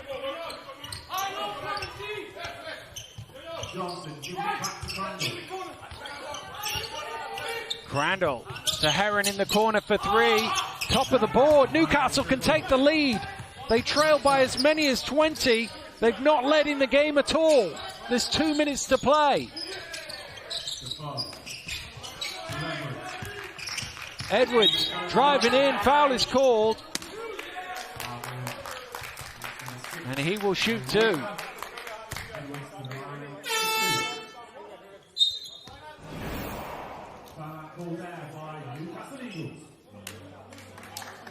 Well, whatever happens in these last couple of minutes, the game's going to be very much in the balance. going into the second leg, and Newcastle, having trailed by 20, will feel really good about themselves going into that position. Oh, psychologically, Dan, this is a huge, end of the game to the Newcastle Eagles, who almost looked dead and buried in that first quarter, and they've been able to salvage a recovery, but also, you're in that position now where you can win the game, and that's what I was saying, when you're chasing the game, sometimes you have to play better on both ends of the floor, that's a given, but the confidence grows throughout the game, and when you're able to cut that gap down, that the confidence continues to grow, and then you're in a period where we're sitting here with 2 minutes to play, and they're 71-71, and now the belief and the confidence is there to win the ball game. Well, it certainly is. Which seemed unfathomable. It really did, but a chance now, coming out of this timeout for Newcastle, to go ahead for the first time in the ball game. And again, it's the psychology of 2 legs. If you were going 2 points up 2 minutes from halftime, nobody thinks anything of it.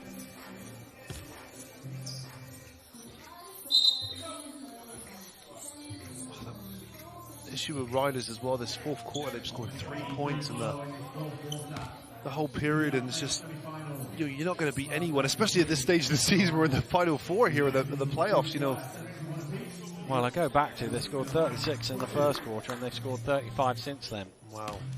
Wow. Newcastle are in front for the first time. Well, for as difficult of a shooting night Cortez Edwards has, he's currently 5 for 5 from the free throw line. Well, you cursed him there. He's still shooting a high percentage from the free throw line, not better than his field goal percentage at 3 for 13, 23%. Crandall spinning a little reach round from Ramon Fletcher. That's his 4th.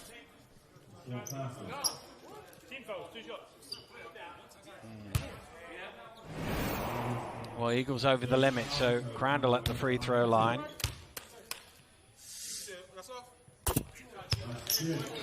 20 points for him.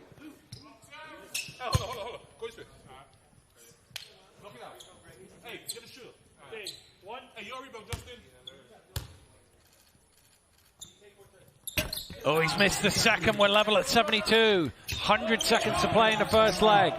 No overtime, remember. If it finishes level, then it's all about who wins the second leg. Oh, stolen away by Lee. Chased by Gordon. And jammed in and fouled by Gordon. Wow, what a play on both counts there. All defensive team of the year.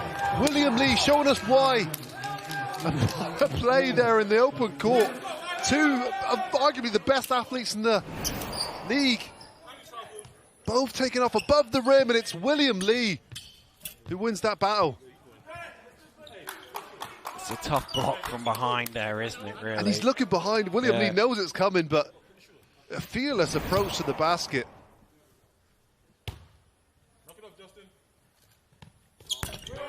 Makes the and 1. Leicester by 3. 90 seconds to play.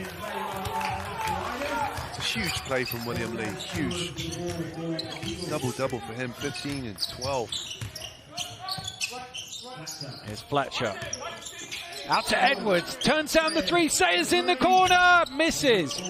Great rebound from Lee, as well as poked away, but a foul is called. It's on Justin Gordon. And that's going to be 2 more free throws. That wasn't the smartest of plays from Justin Gordon. A clear foul there. And that, for me, was the reason why I identify Lewis Sayers as an X-Factor player, because, he hits that 3 there, and we're sitting at 75. And that was a good look, too. It was a open shot in the corner, one you expect him to make. Well, Leicester obviously expecting Lee to make these, lining nobody up. He's a 71% shooter on the season, and he does make them both. So it's 5 now for Leicester. All of those 5 have came from William Lee. Into the final minute we had. Here's Fletcher, around the screen, looking to attack Walker and getting all the way to the basket. Walker's just came back from injury. It's a difficult ask to keep the foot speed there with Ramon Fletcher, who was one agenda on his mind, that was to score the basket. Here's Crandall, Driving in, but the pass is too low. 40 seconds to go. This is about clock management here. Newcastle, if they go pretty quick, can get 2 for 1 here. What they don't want to do is take too much time and allow Leicester the last shot.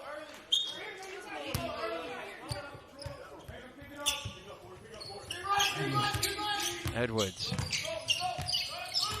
He is looking to attack, driving in, spins back out. Fletcher for 3, misses. Good rebound from Lee.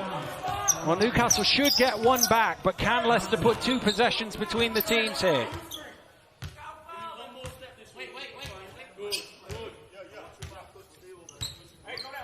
Crandall looking for the screen. Oh, he's turned it over. And here come Newcastle. Last chance. They can tie the game on the buzzer here. Edwards drives in. Edwards with the fall away. Misses Defoe. Throws it in. And it went down. I think they lost a couple of tenths there because it went down to 0.1.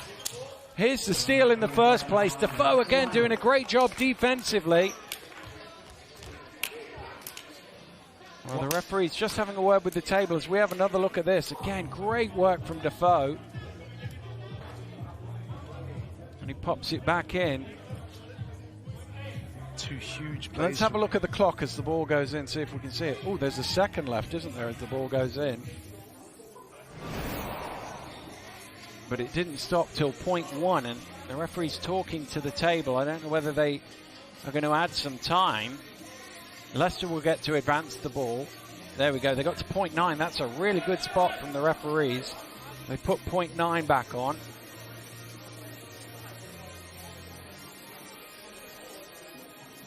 No, they've gone to 0.8 now. Darius Defoe coming up clutch at the end there, regardless of how difficult of a game he's had. Big plays like that just are game-changing, and such an aggressive presence there. That trap that they had on Crandall forces the turnover, and then let's just have a look. There, if we just flip it forward a couple of things, it's when the ball goes through the ring is what it should be. So it's about there. So it's probably 1 second, maybe 1.1. They've gone to 0.8. Doesn't really make much of a difference because you just got to get a shot away here.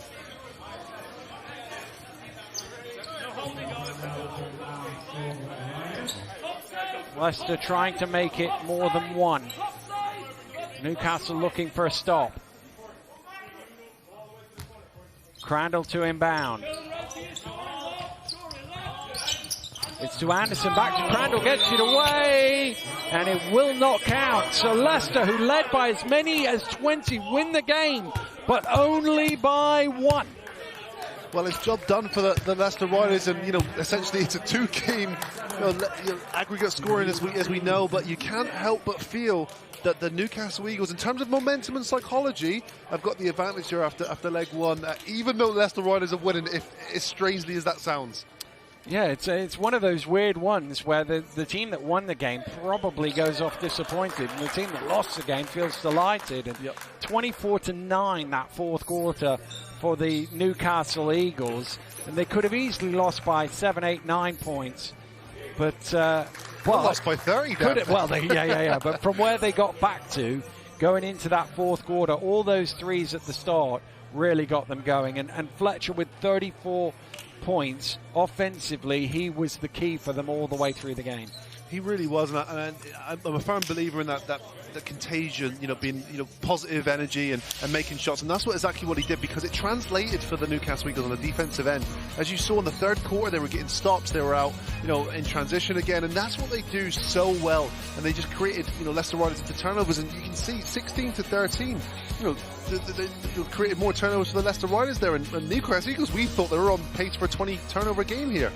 Well, the shooting numbers definitely went down for Leicester as the game wore on, and the offense did too. Remember, 36 of those 77 came in the opening period, and that will be the thing. Well, let's get some reaction with Mike down courtside.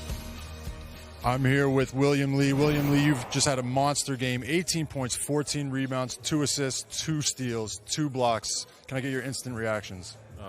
We just focused, man. It took a team effort. We was up a lot in the first quarter, man. We just let it slip away from us. And that goes back to scouting these guys. And we played them, I think this is the 7th time this season. And so we know their sets. We know what they're going to run. And we was just locked in front of the beginning. Yeah, it seemed you guys were locked in. You scored 36 points in the first quarter. What was your mindset going into the game? We just focused. We're going to make shots. We're going to miss shots. And we just got to stay consistent and making those shots, man. Especially on the defensive end. We lacked a little bit, and they came back. As you can see, we only won by 1 point. So we got to be focused in this game and come in and get the job done again. Yeah, and I think the fourth quarter is what kind of hurt you guys down the stretch there. What happened? What went wrong for you guys? I think we just relaxed, relaxed, and they knew we relaxed, and they crashed the glass, got some wide open threes. Fletcher hit 2 in a row, then Gordon come down and hit 1. So that's a 9-point swing right there. So we just got to stay focused on it. Definitely, and you still won the game. So how's your confidence going into the next game? Confidence high. We got 2 players that made all defensive team. We playing with the MVP, so every game we're gonna give our best, and that's what we did tonight. Congratulations. Good luck moving forward. Thank you. So as we saw there, the numbers lay testament to his performance. 18 points, 14 rebounds. But the crucial thing, Kieran, was that there were pivotal plays within those stats. Some big plays, down the stretch, finishing above the rim, big blocks, open shots. But this one right here for me, that sealed the game. He turned quick defense into offense and won, and he made these clutch free throws down the stretch as well. And was that a case, and look, I'm asking this question, bearing in mind how brilliant Justin Gordon has been all season, but that was a case perhaps of his lack of experience compared to William Lee's experience? Yeah, definitely. I call that a rookie mistake. They've given up the play. You have this kind of mindset of, you don't give up an easy play, but Lee was so far ahead there, that extra point was the difference in the game in the end of the day. William Lee, our MVP, let's find out what his head coach felt about his performance. Rob Paternostro is with Mike. Congratulations, Coach. Can I get your instant reaction to the game? Yeah, well, it was what I expected, really. 2 teams that know each other very well. You look at the shooting percentages. I think they're low for both teams. It was a good grind-out affair. We jumped on them early with a lot of energy, but give them credit, they came back. And, it's what you expect at this time of year. When you're playing a good team like that, they'll come back. I thought the last few minutes of the game maybe could have been up a little bit more, but it is what it is. We go into the next game. I think no one has to do any mathematics now, right? So we're going to that next game, and we know we got to win it to go through. Yeah, and you guys really jumped on them early, 36 points in that first quarter. What were some of the things you were saying in the locker room before the game? Hey, same stuff we always say. We talk defense first and, just go out there and play with energy. And I thought our energy was high early. That was what got us going. I thought, it dipped a little bit as the game went on, which happens. But yeah, that first period, we played some of our best basketball this season. And obviously a little bit of a dip there in the fourth. Who on the other team was a threat for you guys? Well, Fletcher, I thought he dominated the game, to be honest with you. He's just finishing around the rim, getting in the paint, and they do a good job of getting him the ball in good spots, and he took advantage of that. I didn't see his numbers yet, but he's got to be up over the mid-20s or somewhere like that. He played a great game. So, yeah, it's again, this is what playoff basketball is all about. I think Thursday night will be fun. Congratulations. Good luck moving forward. Thanks. Ramon Fletcher is the player he's singled out, and no surprise, 34 points, 6 assists. And even though we pointed out some uncharacteristic missteps from him, and let's face it, it's a pretty high bar we're talking about here, he controlled this game as far as the Eagles were concerned. He was exceptional. He literally was the one who carried this team and made them believe that they could still win this game. I thought he was amazing. His shooting percentage, high quality, getting to the basket, just the way he finishes around the rim for his size. He's always been an exceptional player in this league, and he showed it tonight. Kieran, it was similar to the last league game of the season in terms of the Eagles coming back, right? And in that game, they disrupted the Riders in particular. They forced turnovers. What was the recipe for their comeback this time around? I think exactly the same thing. For me, I believe that if they could hold Leicester under 80 points, they were going to be in the game, because I know that they can bring a lot more offensively. And they did that. They had a great second quarter. They held them to 13 points, but it went missing because of the 36 they gave up in the first quarter. So they had 3 solid quarters of defence, and they got their confidence offensively, led by Ramon Fletcher. They got them right back into this game. They are absolutely in this tie, which will, I'm sure, please their head coach, Ian McLeod. He's courtside now with Mike. Coach McLeod, you're only down 1 point heading into the second leg. How do you feel? Yeah, we feel pretty good place from where we were. If you'd said we're going to lose this by a point a few hours back, I wouldn't have taken it, but we were down 20 at one point. We gave them 36 points in the first quarter, we gave them 41 the rest of the way. So we have to be happy with the place we're in right now. Could have been a lot better, but it's win or go home now. Yeah, and let's talk about the Riders' start there. 36 points in that first quarter. What went wrong for you guys? A little bit of nervous energy, maybe. We just didn't take care of what they were doing. We weren't communicating the off ball. We were letting guys get hit by screens. They got some good looks. We didn't communicate in transition. They had an open 3 in transition. And a little bit of a snowball effect. And then we locked in from there.